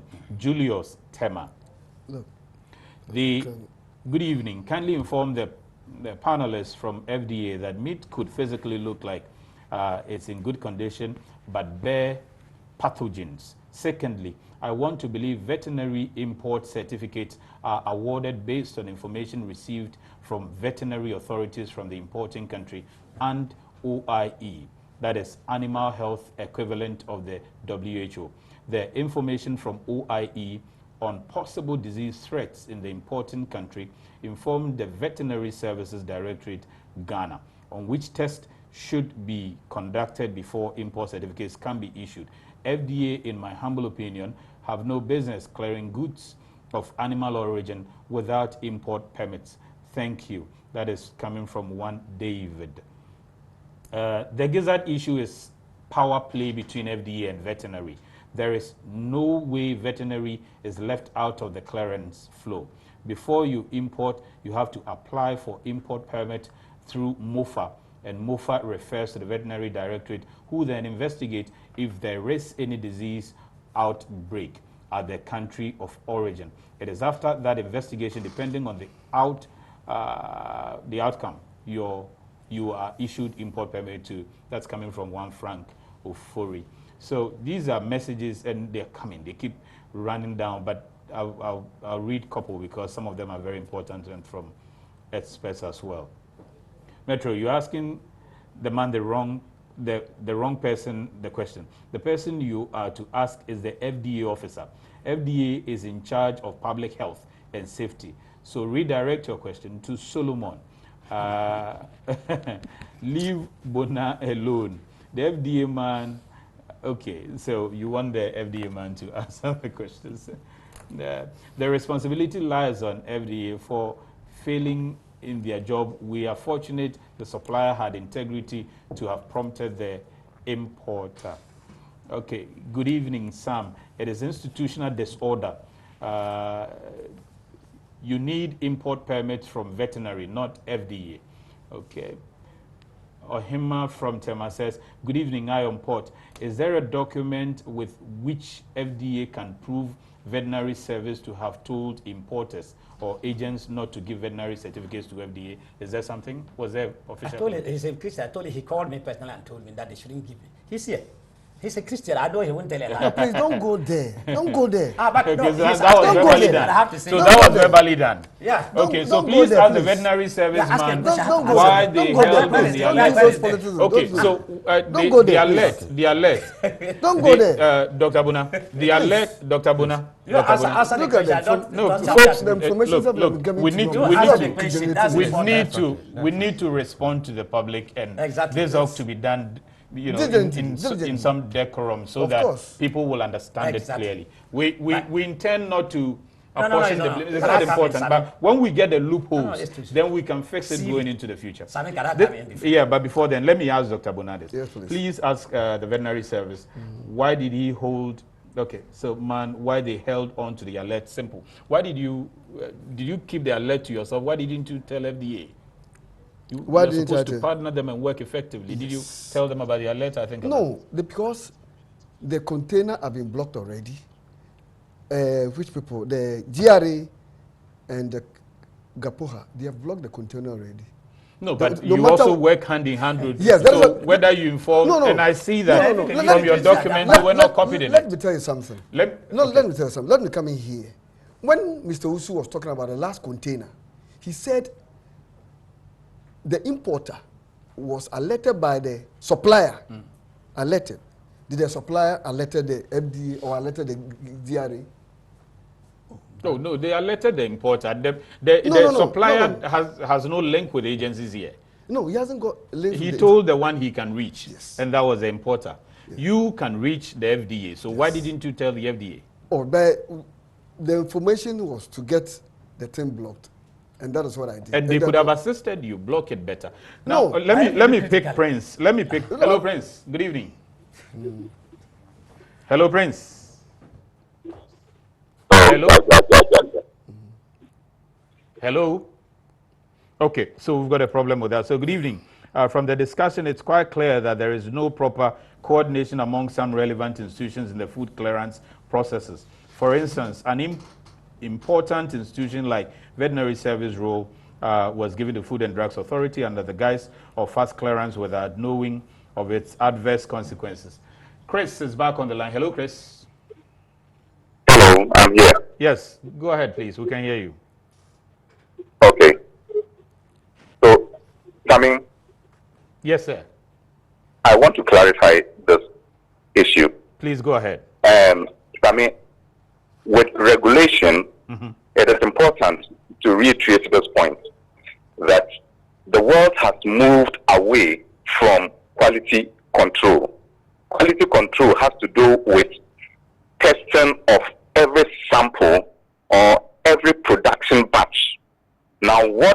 we are operating with now has to do with quality assurance. And with quality assurance protocol, what you need to do is to put a system in place to ensure that you have a holistic safety protocol such that the products that are churned out, there's no any hazard that will be introduced. Now, with quality assurance, it does not require batch testing of every consignment. Okay. And as a result, we do not expect that at the port, every consignment would go to the lab for it to be tested. Okay. You put in a system to make sure that you are testing at random. And I know that over the years, analysis that has been conducted at the port for over 2 years period, there hasn't been any cause for alert. There hasn't been any food safety concern with faulty products. But isn't that strange? Chris, let me ask that since you mentioned that. Because just in December, and I referred to that, we had the FDA calling for recall some some brands of tomato paste that they were not made of the right tomatoes, or it was made of starch. And then we come back to hear this one. We are asking the public to help us recall gizzards that were infested. Isn't that a cause for you to now begin to look at the fact that you do these random sampling before analysis and whatever? That's why we are getting all these outcomes. Okay. Because these are two scenarios I've given you. If you say that for the past 2 years there have been no cause for worry, for which reason we should be okay with the randomness for which you sample and analyze. So, Sammy, what happens is that if there's an alert, then the appropriate regulatory institution, in this case, as we're discussing the gizzard issue, if when the alert came in, if FDA had been informed, FDA would have initiated its protocol mechanism. Okay.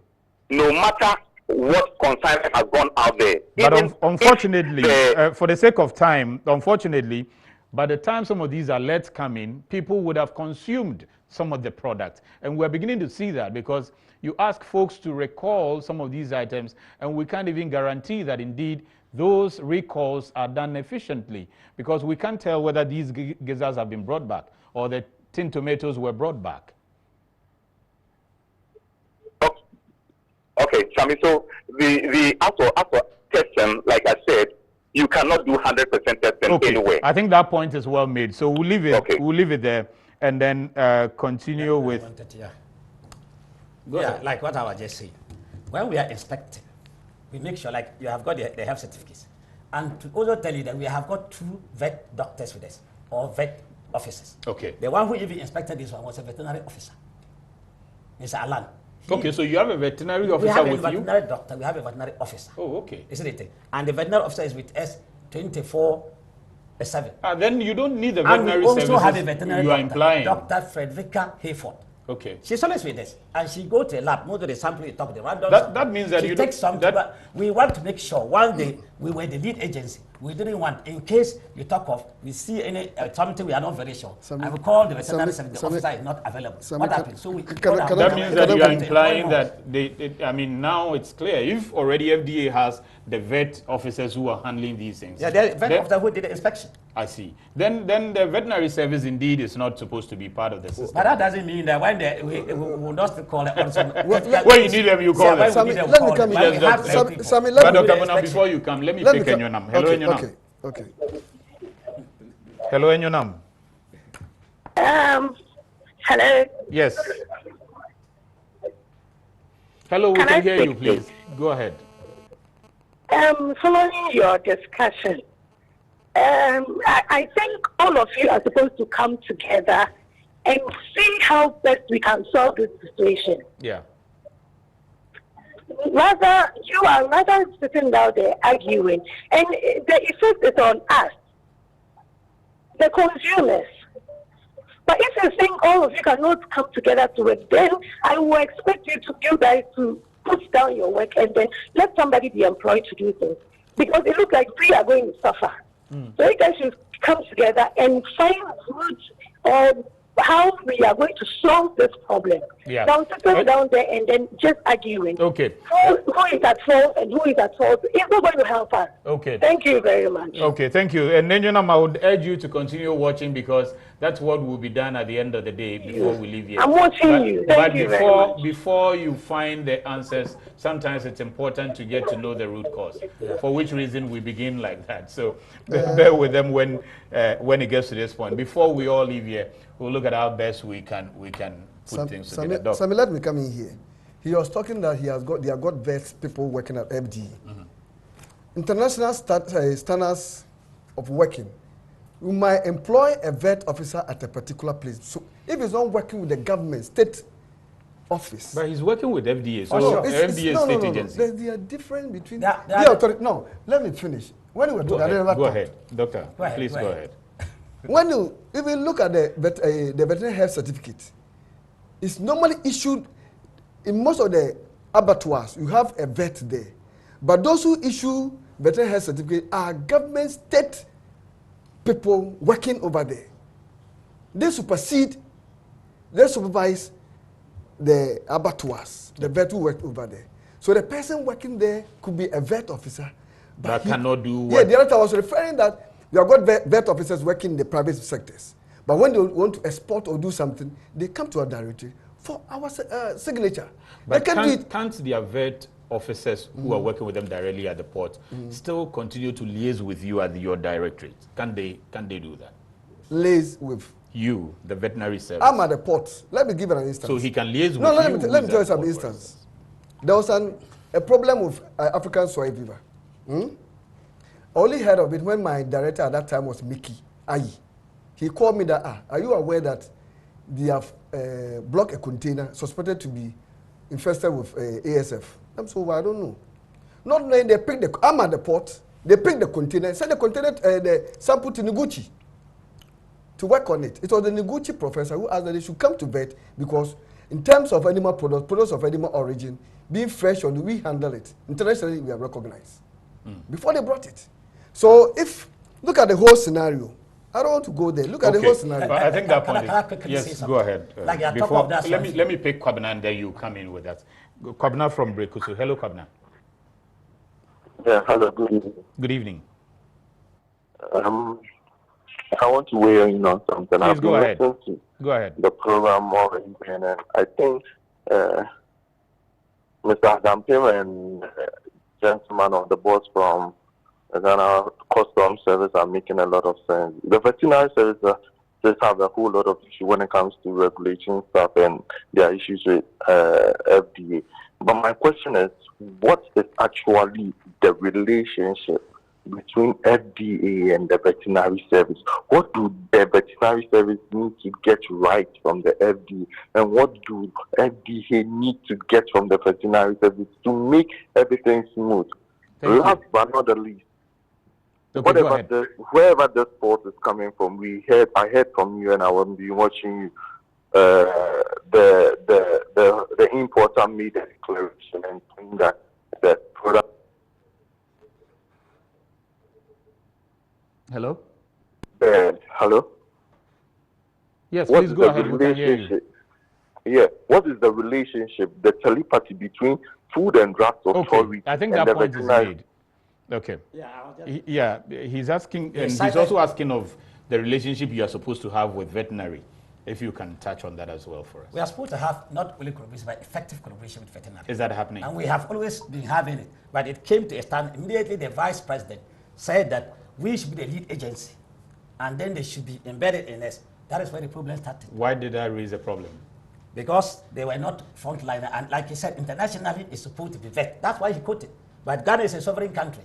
We have decided that to make sure we are competitive international everywhere at our ports, and to make sure the turnaround time for whatever is quick. The vice president, in his knowledge, his wisdom, decided that 3 should be the lead agencies, and the others should be embedded on it. And from that day onwards. And if they're embedded in you, it doesn't mean you should ignore them. We are not Have you been engaging them? That's what I... No, if I talk about engage, I even started one example, that when there was animal height, and that time, we called him, even he's here. The customs man is here. And we all did the inspection. Okay. He came, we did the inspection. There was another one, and It was there. We called him. He said he was coming. For a while we called him, he said to me that he was a big man. He was not coming to come look around containers to be dropped for him. Anyway, okay. So that is it. Right? That's why we are talking. At the end of this, there is a way forward for that. That is what I'm going to ask next. That's good. But what I was saying, like what he talked of, the swine fever. This was an alert that was sent to all of us, all stakeholders, from national security. Okay.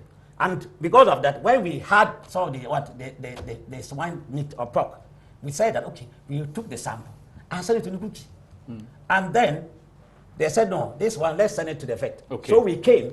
They didn't know where it was. Okay. We told them.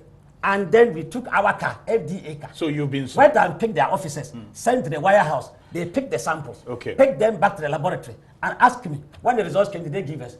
They went on air, said it was positive, meanwhile it was negative. So it appears that you haven't been, Dr. Bona, you haven't been forthcoming with information to the FDA. And why is that? What false information do you He just mentioned but some why, of it. Why has the some alert been information. kept all this while? The alert, like if you looked at what With FDA, for instance, you could have shared information. The last container was cleared on 12 February. Yes. The last container was cleared on 5 February. Yes. And if you got the alert on 28th, or your boss, Dr. Said, said it was on first March. If you had informed the could have done something. We're going to move to the solution. Have been cleared already. We're going to move to the solution. That things have been cleared already. You should be. That things have been cleared already. Joseph is calling us from Tamale. Hello, Joseph.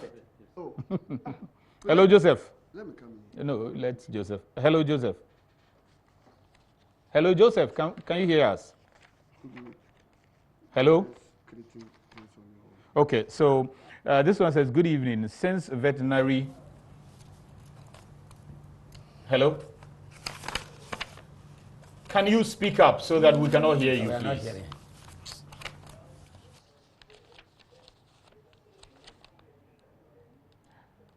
Sorry, we can't hear Joseph, so if the techies can work it out quickly, otherwise. This one says, good evening. Since veterinary were out of the JIMIS, they deliberately stopped the issuance of permits. Many agents were turned away. Veterinary were taking samples, 2 boxes per container. Have they ever informed the outcome of the results that you were taking samples, and ever since JIMIS came and you were excluded, you don't give information again, Dr. Bona? Is that true? Information to whom? The ones we pick samples, you have given them. Let me pick Joseph. Joseph. Hello, Joseph. You don't have any problem. Hello, Joseph. Hello? Yes, please speak. Okay. Mr. Solomon was mentioning that Salmonella is heat resistant and heat sensitive, and for that matter, it's not cause for alarm. But have you also considered the possibility of cross contamination when probably somebody is cooking it? It could be, it could also contaminate the other food ingredients, which probably might not go through heating. Exactly. I think. Well noted. I think. That should go to the FDA. So this one says, good evening, I on port. In the paperless port process, there is a National Risk Management Committee consisting of customs and all regulatory agencies, of which veterinary is a part. Veterinary services was by obligation supposed to raise an alert. In this case, at the National Risk Management Engine, this alert would have informed the inspecting officer at the port that such consignment should be sampled and tested for salmonella. Customs, what do you make at this point? That he says that in the paperless port process, there is a National Risk Management Committee consisting of customs and all regulatory agencies, of which veterinary is a part. Veterinary services was by obligation supposed to raise an alert. In this case, at the National Risk Management, in the National Risk Management engine, this alert would have informed the inspecting officer at the port that such consignment should be sampled and tested for salmonella. Did you get an alert in the system that there was any risk with this particular consignment? Okay, we get alerts. Or do you get alerts? Sometimes from compliance level, mostly in relation to our revenue performances, that maybe this consignment, that by its description, the description is vague, so we need to do certain checks and others. But in this context, the alert in question is not that type of alert that might have gone to the risk management system. You see now, and that even if the alert had gone to national security, they would not have even agreed for the release of the consignment. But how could the national security have gotten the alert? Are they part of the JIMIS? Yes. Yeah, they are part of so JIMIS. they could have. So this consignment that But were released. why didn't you alert the JIMIS? Why didn't you alert the JIMIS? The national, they are not. They national security. They are not part of it. Okay. So who could have informed? Who could have alerted the situation on the JIMIS? No, but if you even got the thing and they have informed them, we could have put it on the JIMIS. Even national security could have put it on the JIMIS. So veterinary, when they got the alert, should have informed you to alert the JIMIS. If they even for national security, they have given copy to all of us. No, let me come Let me read this one. This one says, "Good evening. I think veterinary services did a disservice to the nation. Granted that they released the alert to the FDA, couldn't a recall have been done? In any case, the FDA controls all these cold stores that import and store meat products, and there is a contingency plan for handling these issues for every regulatory agencies. Recalls and controlled distribution of such infested goods is part of regulation practices worldwide." And this is coming from one Mensa in Tema. I'm going to pick the last call. When I come, we'll find the way forward. For sure. We have a caller from, hello? Kwame is calling from Tema. Hello, Kwame. Hello? Hello? Yeah, hello.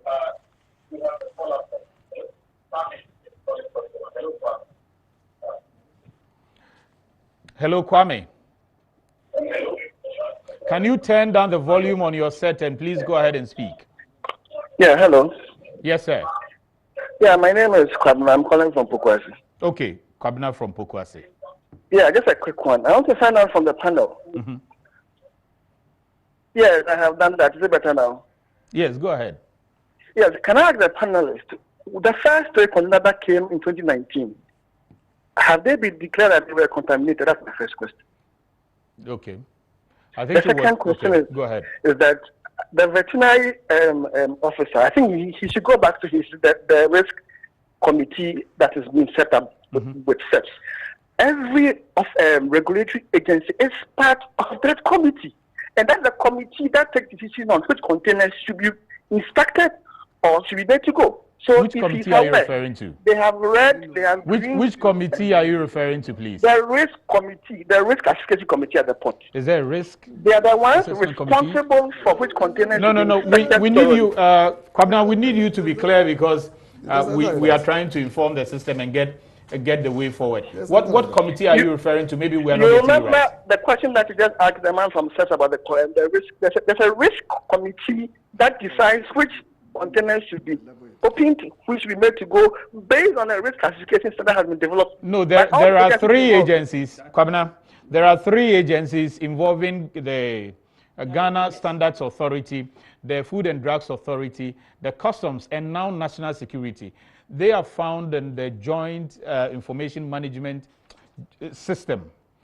Wonderful. Joint So Inspection Information Management if System. veterinary services cares about this country and they had that alert, what they should have done was to either inform, if they don't believe in FDA, they could have informed SEPS, they could have informed National Security to take a decision. No, but for if you don't do that. For Customs, they informed them, but at the time they informed them, the three containers had already gone. No, you see, don't let us confuse the first three and the fourth one.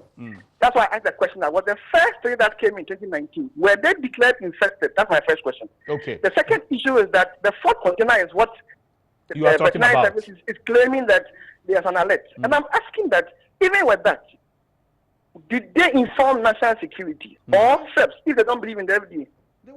Okay. Then they can answer my first question. I think the question is clear. They will answer. But what it is that they informed Customs. There's a letter written and Customs were copied in it, as well as the National Security. What date was that, Sammy? I want to know the date. I'll be very happy. Actually, I think we just read it. But what I can admit to you, though, is that Food and Drugs Authority was not informed on that.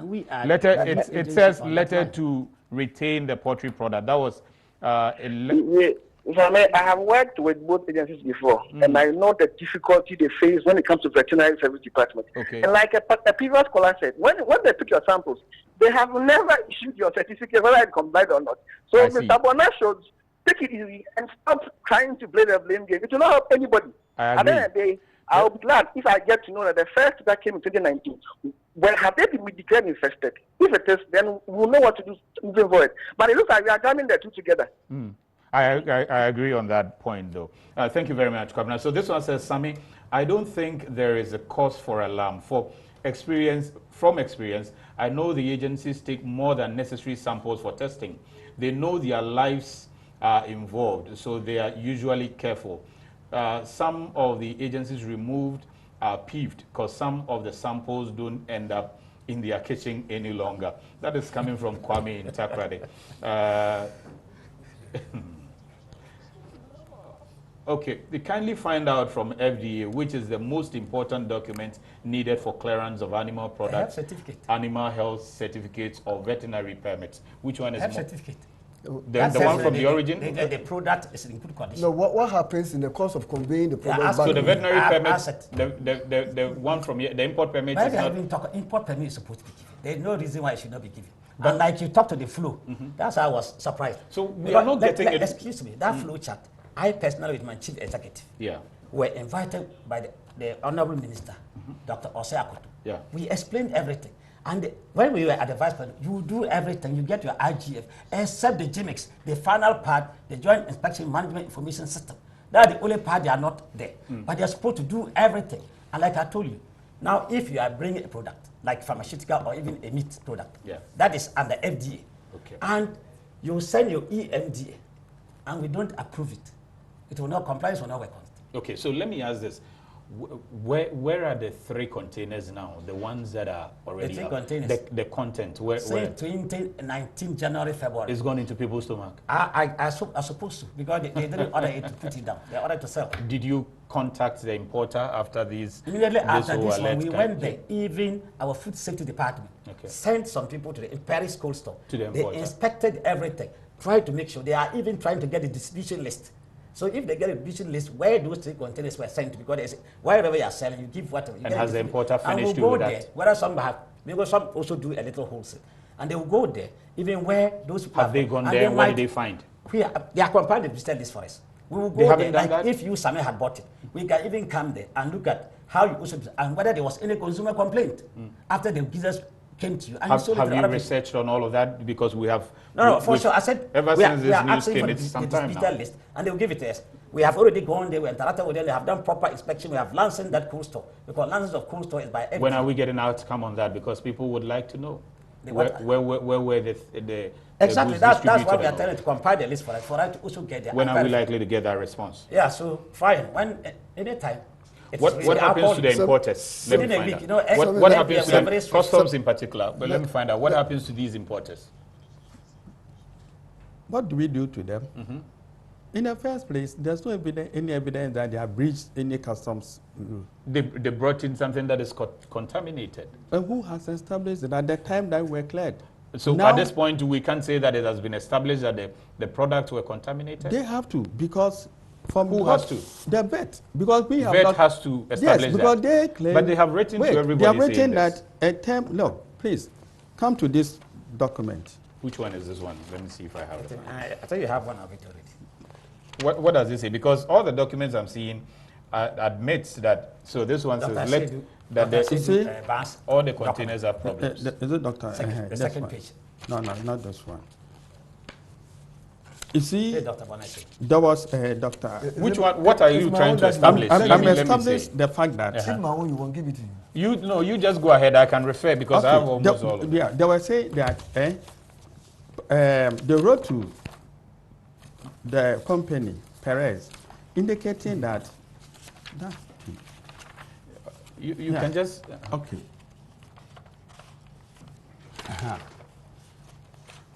A team from Laboratory Unit of Veterinary Service was detailed to take samples to determine the status of the products. The products turned out to be positive for Salmonella by culture isolation. Yes, so that has been admitted and established. I'm coming. That's the Perez. Let's see whether they got it. This was the company that its product, the 3 containers that had been Gone already. So that's established. But the question is, why did they? I don't know. They have to. When they was have the established. It's a document there, right? When were the samples drawn? Listen, you are not getting the argument here. No, this is the importer. Hold on, listen, this is the importer for the 3 containers, which had been carted since January. Now, they by 20, they had made July. No, they had earlier. They got there. No, so you are saying that it hasn't been established that indeed these I wouldn't say it has not. No, I'm not saying salmonella. So. By this correspondence, you see. Are there doubts? Well, see, this company, they had imported and cleared the consignment. Yes. And according to him, by his narration, they went to the person's premises, and the consignment were not there. So at what stage did they test our sample? So you are saying that you are lying? I don't know. I'm not saying so. Sorry, this one is related to the contained, the retained container, the 4th container. But so the three other ones you haven't tested. No. So you can conclude then that the 3 containers that are already gone, the content also had salmonella. Because they are in the same production line. Yeah, I see. The same production line. So, and the letter, if we look at it. But you haven't done a test. Yeah, on that one. No, that's what they know. Only the 4th one. But you are assuming that because they are from the same production line, that is also contaminated. Yes, because if the 4th owner, the perfect God, the 4th containers owner has admitted that the supplier has alerted that it has got a problem, is contaminated, and he has even collected his money, it implies that the other containers have been infested as well. Okay, that's how you draw your conclusion. Please, let me also be careful. Okay. We are talking about these implications are there. So you are saying that we need a scientific proof for that. You see, you had approached the consignment owner. The consignment was not there. So if you are making the report. These are assumptions from... Yes. So you don't come and draw a conclusion. You see, meanwhile, the one that is at the port now, which belongs to a different container, consignee. Have they drawn the samples? Yes. Have you drawn and tested that? Tested. And when was it done? It was the answer you showed me. Okay, so I think that point is made. Now let me find out, Dr. Abuna. We also get it. We have a correspondence that says that you were supposed to have destroyed the other container, the one left, by 14th of February 2020. Yes. Has it been destroyed? Not destroyed. Why? The issue is associated with the owner of the container. What's happening to the owner? The reason is that the owner said he has retrieved his money from the supplier because he alerted him that the products were contaminated. So he has paid back his money. So it's now left. So he no longer owns anything. Yes. So that's the thing. Where does he come in here? We have to destroy it. Yes. So arrangements are being made to destroy it. For how long? Because there's a letter that says that this thing has taken too long, and the more it takes longer, that one is true. There's a possibility that others will be infested. So why do you leave an infested product that is getting rotten in the port that you should have destroyed? Let me even stick to the 14th February. Yes. You should have destroyed since 14th February, and it's still there. Yes, it will be destroyed very soon. When? Soon. Very soon. Let me find out from you, Mr. Uzu. What can we do to deal with this whole thing? For you, you sit in the middle, and you are saying that once you get a release from him when it comes to food products, then you let go. How can they help you release the best product into the market? Because you have a contractual obligation or duty to the people of this country to ensure that whatever we consume in the public, and that was the first thing you said, and I was happy that you said that as part of your duties, to ensure security of the citizenry. How can they help you so that people don't consume foods and they come back and tell you food poison? We eat and get cancers and die at age 30 and 40 and all of that. Good. What we are saying is facts. We in customs are very responsible. And for that matter, we require, going forward, our regulators, being veterinary, being Food and Drugs Board, should also up their game And improvement in every system is there. What do you want them to do specifically? Specifically, up their game in what? What would you require VET to do to FDA and require FDA to do to VET?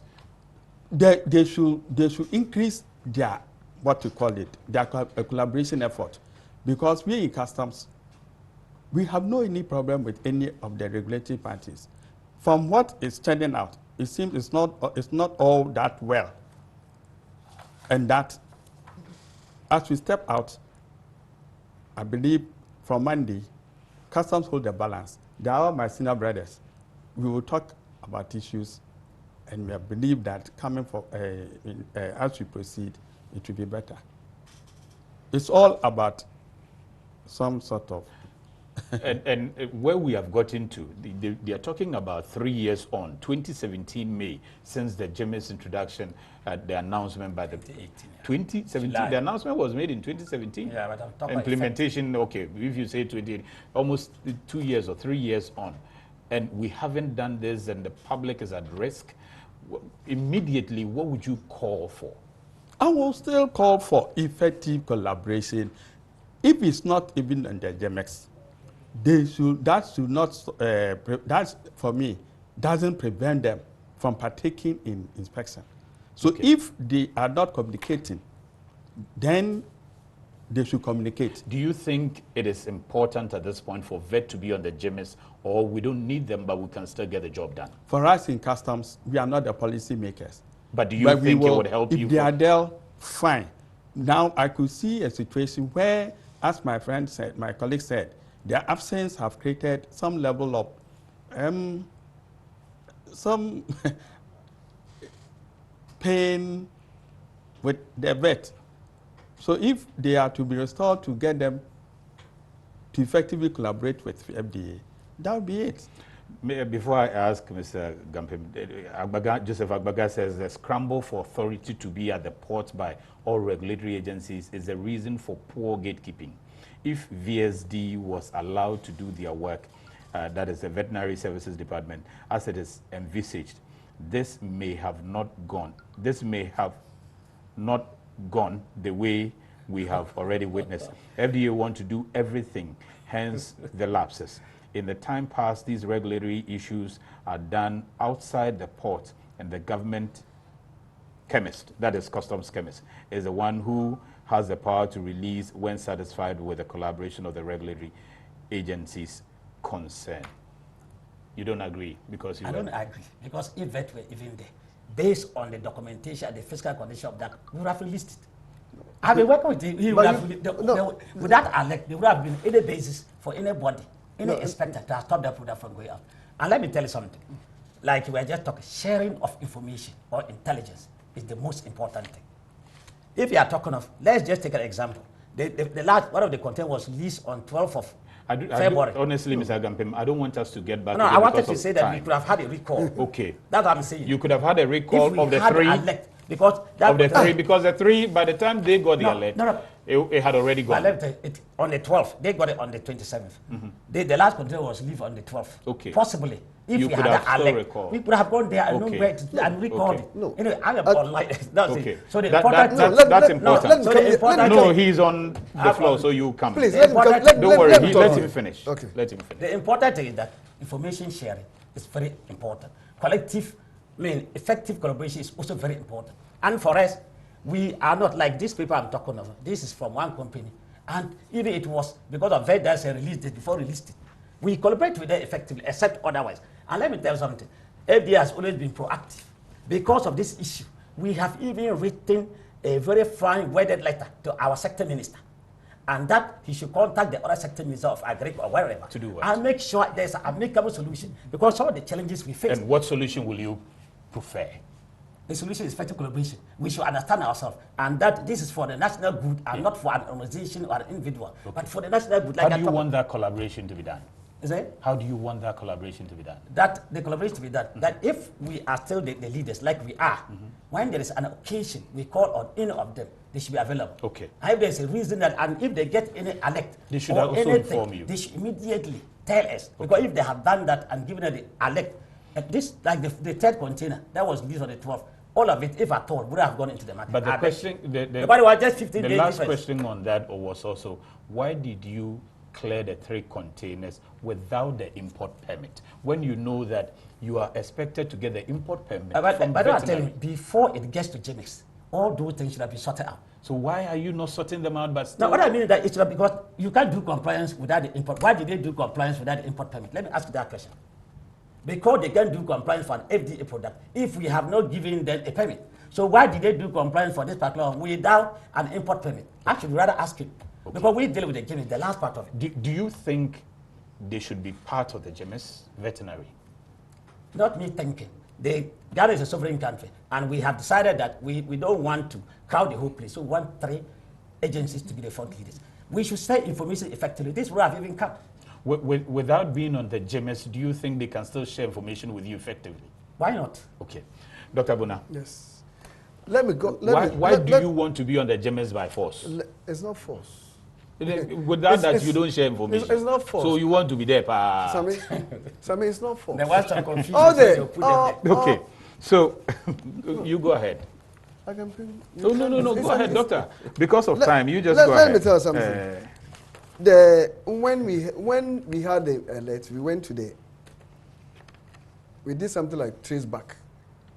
The letter is here. We went to the factory, the cold store, to inquire about the products, and we informed that they have released, sent the products out already. Even whilst the container were at the harbor, people have already ordered them. Yes. So they've cleared them. This is a letter to that effect.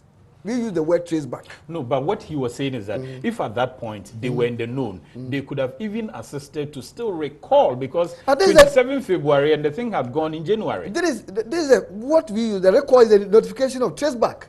That's the terminology we use in our listen. Yes, and that is 23rd April. Yeah, but 28th, I told you for the 28th, it was not authentic. You got it on the 3rd. You got the authentic one on the 3rd of April. Yes. Did you tell FDA? We didn't tell them, but we went. According to him, at that point, if you had done that, they would still have recalled. Now, I want us to move from there and look at the way forward. Yes. At this point, how can you work effectively with FDA so that some of these alerts, as soon as you get them, even if it's today, because they are the ones you are working with very closely, they will get the info today before even everybody else gets it, because they are the ones you are working with. They will get closely. the info before we get it. No, when you have an information, alert or whatever be it, you share with them. But is that difficult? It's not difficult. Do they share information with us as well? So they too haven't been sharing? No. So what would you advise is done immediately? The system, the GIMIS system, he told you before the GIMIS was introduced. Things were fine. Things were fine. How come the GIMIS was introduced and things have got wayward? Tell me. How? Why did that happen? Answer that question. Who should answer? Please. No, Sammy, please. Doctor, please go ahead. Please. So how please. did that happen? Just help us. I'm not helping you, but I'm just saying my mind. Okay, but so please the go most ahead. important thing, if the GIMIS has brought this issue, why don't you send it back into the GIMIS so that things will work normally? I'm not going to share blames on importer or any institution. The best thing, to my point of view, to allow us to get to the GIMIS so that any information it to be inputted into the GIMIS. Okay, so you want to have access to the GIMIS and inform the GIMIS rather than go through FDA, inform FDA for them to rather inform the GIMIS. You want to be there yourself. Because until then you won't share with them? Oh, there's no alert now. If there is alert today, will you share with them without being on the GIMIS? If there is alert today, assume tomorrow, Monday, we all get to the offices and there's alert on your table, will you share with them? When there's any alert, it will be sent to the respective institutions to work with. And does that include? Yeah, this is part of it. I'll definitely give it to you. Okay. So thank you very much, gentlemen. I'm going to quickly pick the schedules of the vessels that are coming into the port, and then we will come back and wrap up.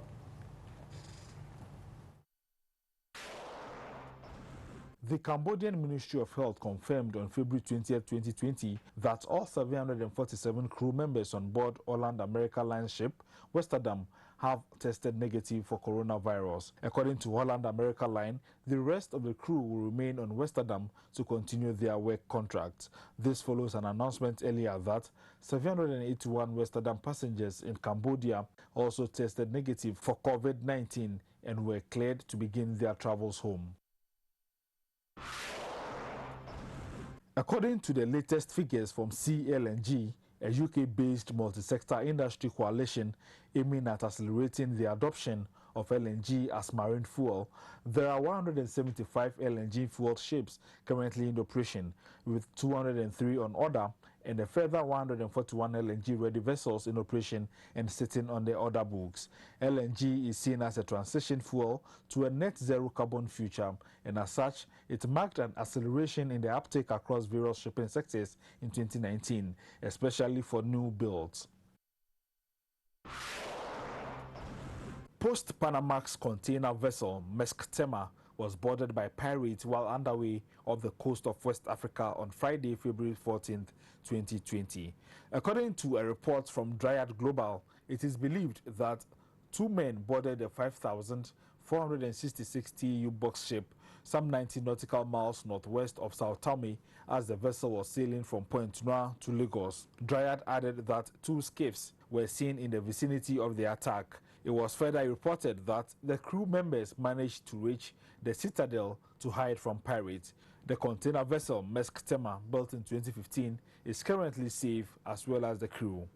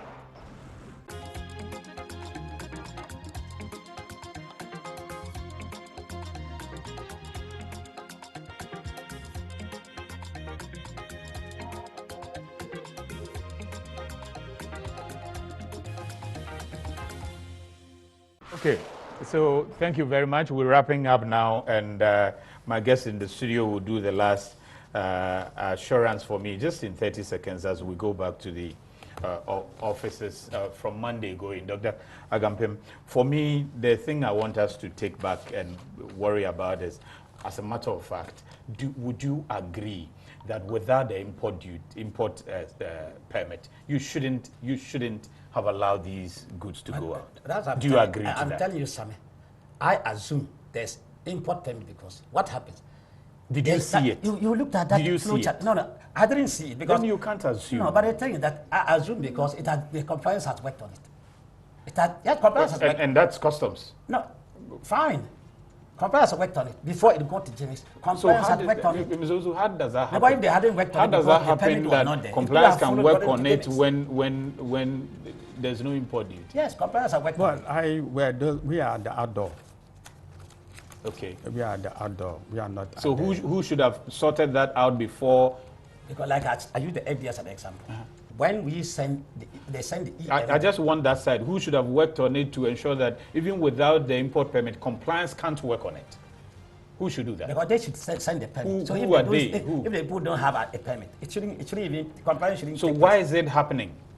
Who can help us deal with it? Responsible for that. And who is that? If FDA, they are bringing a drug or a food substance, that is our because of time and we're ending and we are looking for the solutions. Because there's no permit, the person doesn't send a permit. How is it possible that compliance is able to approve it and get to your stage when there is no import permit? So that's what I'm saying. Because once it gets to the gimmicks, we assume that all processes have been properly done, and therefore I'm going to put it to the physical inspection, and then to take maybe a sample to analyze to see that it is wholesome. And then as we get back, is it an area you would like to go and look at? Focused on the health is it an area you would like to look at and see that at least before you can release some of these to customs? For me, with FDA, if we don't give the person doesn't send a permit for us to approve it, compliance will not even work on it. So it won't even get to gimmicks for you to do. Okay, I think that those who take decisions around that. So what would be your final advice as we head back in the offices? Oh, my final advice is say that we in customs or customs administration is mindful of the benefit that will be derived from the synergy, the effective collaboration with our regulatory partners, so as to allow us to attain our Now that you're not seeing the synergy, what effort can you also put in to ensure that we get it quickly done? Because it also means that if you get garbage in, you get garbage out. Currently, with my position at the port, living here, I will continue. I've been engaging them. Okay. And I have to also improve my engagement with them. Okay. Doc, you have the final 10 seconds. I haven't summarized my own. You only asked me a question. So I'm waiting, yes, I'm waiting to also Dr. Abuna, summarize yours and let's go. As we go back to the port tomorrow. As veterinary, as part of our regulatory activities. Are you going to go back and work, collaborate with FDA? When I'm called, I'll work on it. But you will not reach out on your own? Reach out in terms of what? When you have information, you share. No, you don't have to wait for them to call you. No, but as far as in terms of monitoring containers, if you are not in the games and they are being alert, you can work on it. That's the whole system. It's different from yes, so until you get to be on the GIMIS, you won't. Not that. If I'm giving a red that is, because at times, some of them, they have the MDs, they call us, we go there. Okay. So if you're not giving any this thing, they will never call you. If they don't call you, can't go. Okay. So if they have the MDA, this thing, they call us, we go there to work. Yeah, half a view of the FDA, if you even look at our motto, they say your health are priority. That means we care so much about the public health or the health of the citizens of this country. And therefore, we have been so proactive. We have already crafted a letter to our sector minister enumerating all the challenges we are facing so that we become more effective in every corner. Though we already do that. So we have already written a letter to our sector minister to make sure these challenges that we are facing are properly ironed out. So very soon, something will happen because he will surely engage the other sector ministers and everything perfect because FDA, when something goes I noticed that Honorable QUASI-GOVERNMENT, I've noticed that I've acknowledged you because I noticed you are monitoring this. Also, Honorable Joe Gate, I acknowledge you. I know that you're also monitoring. Hopefully, we'll get some results going forward. I'm not sure that we can solve all the problems seated here, but I'm sure you have seen the right picture. We hope that wherever the gaps are, we all get back and then get the people of Ghana, make everybody happy. Thank you for watching. See you next week.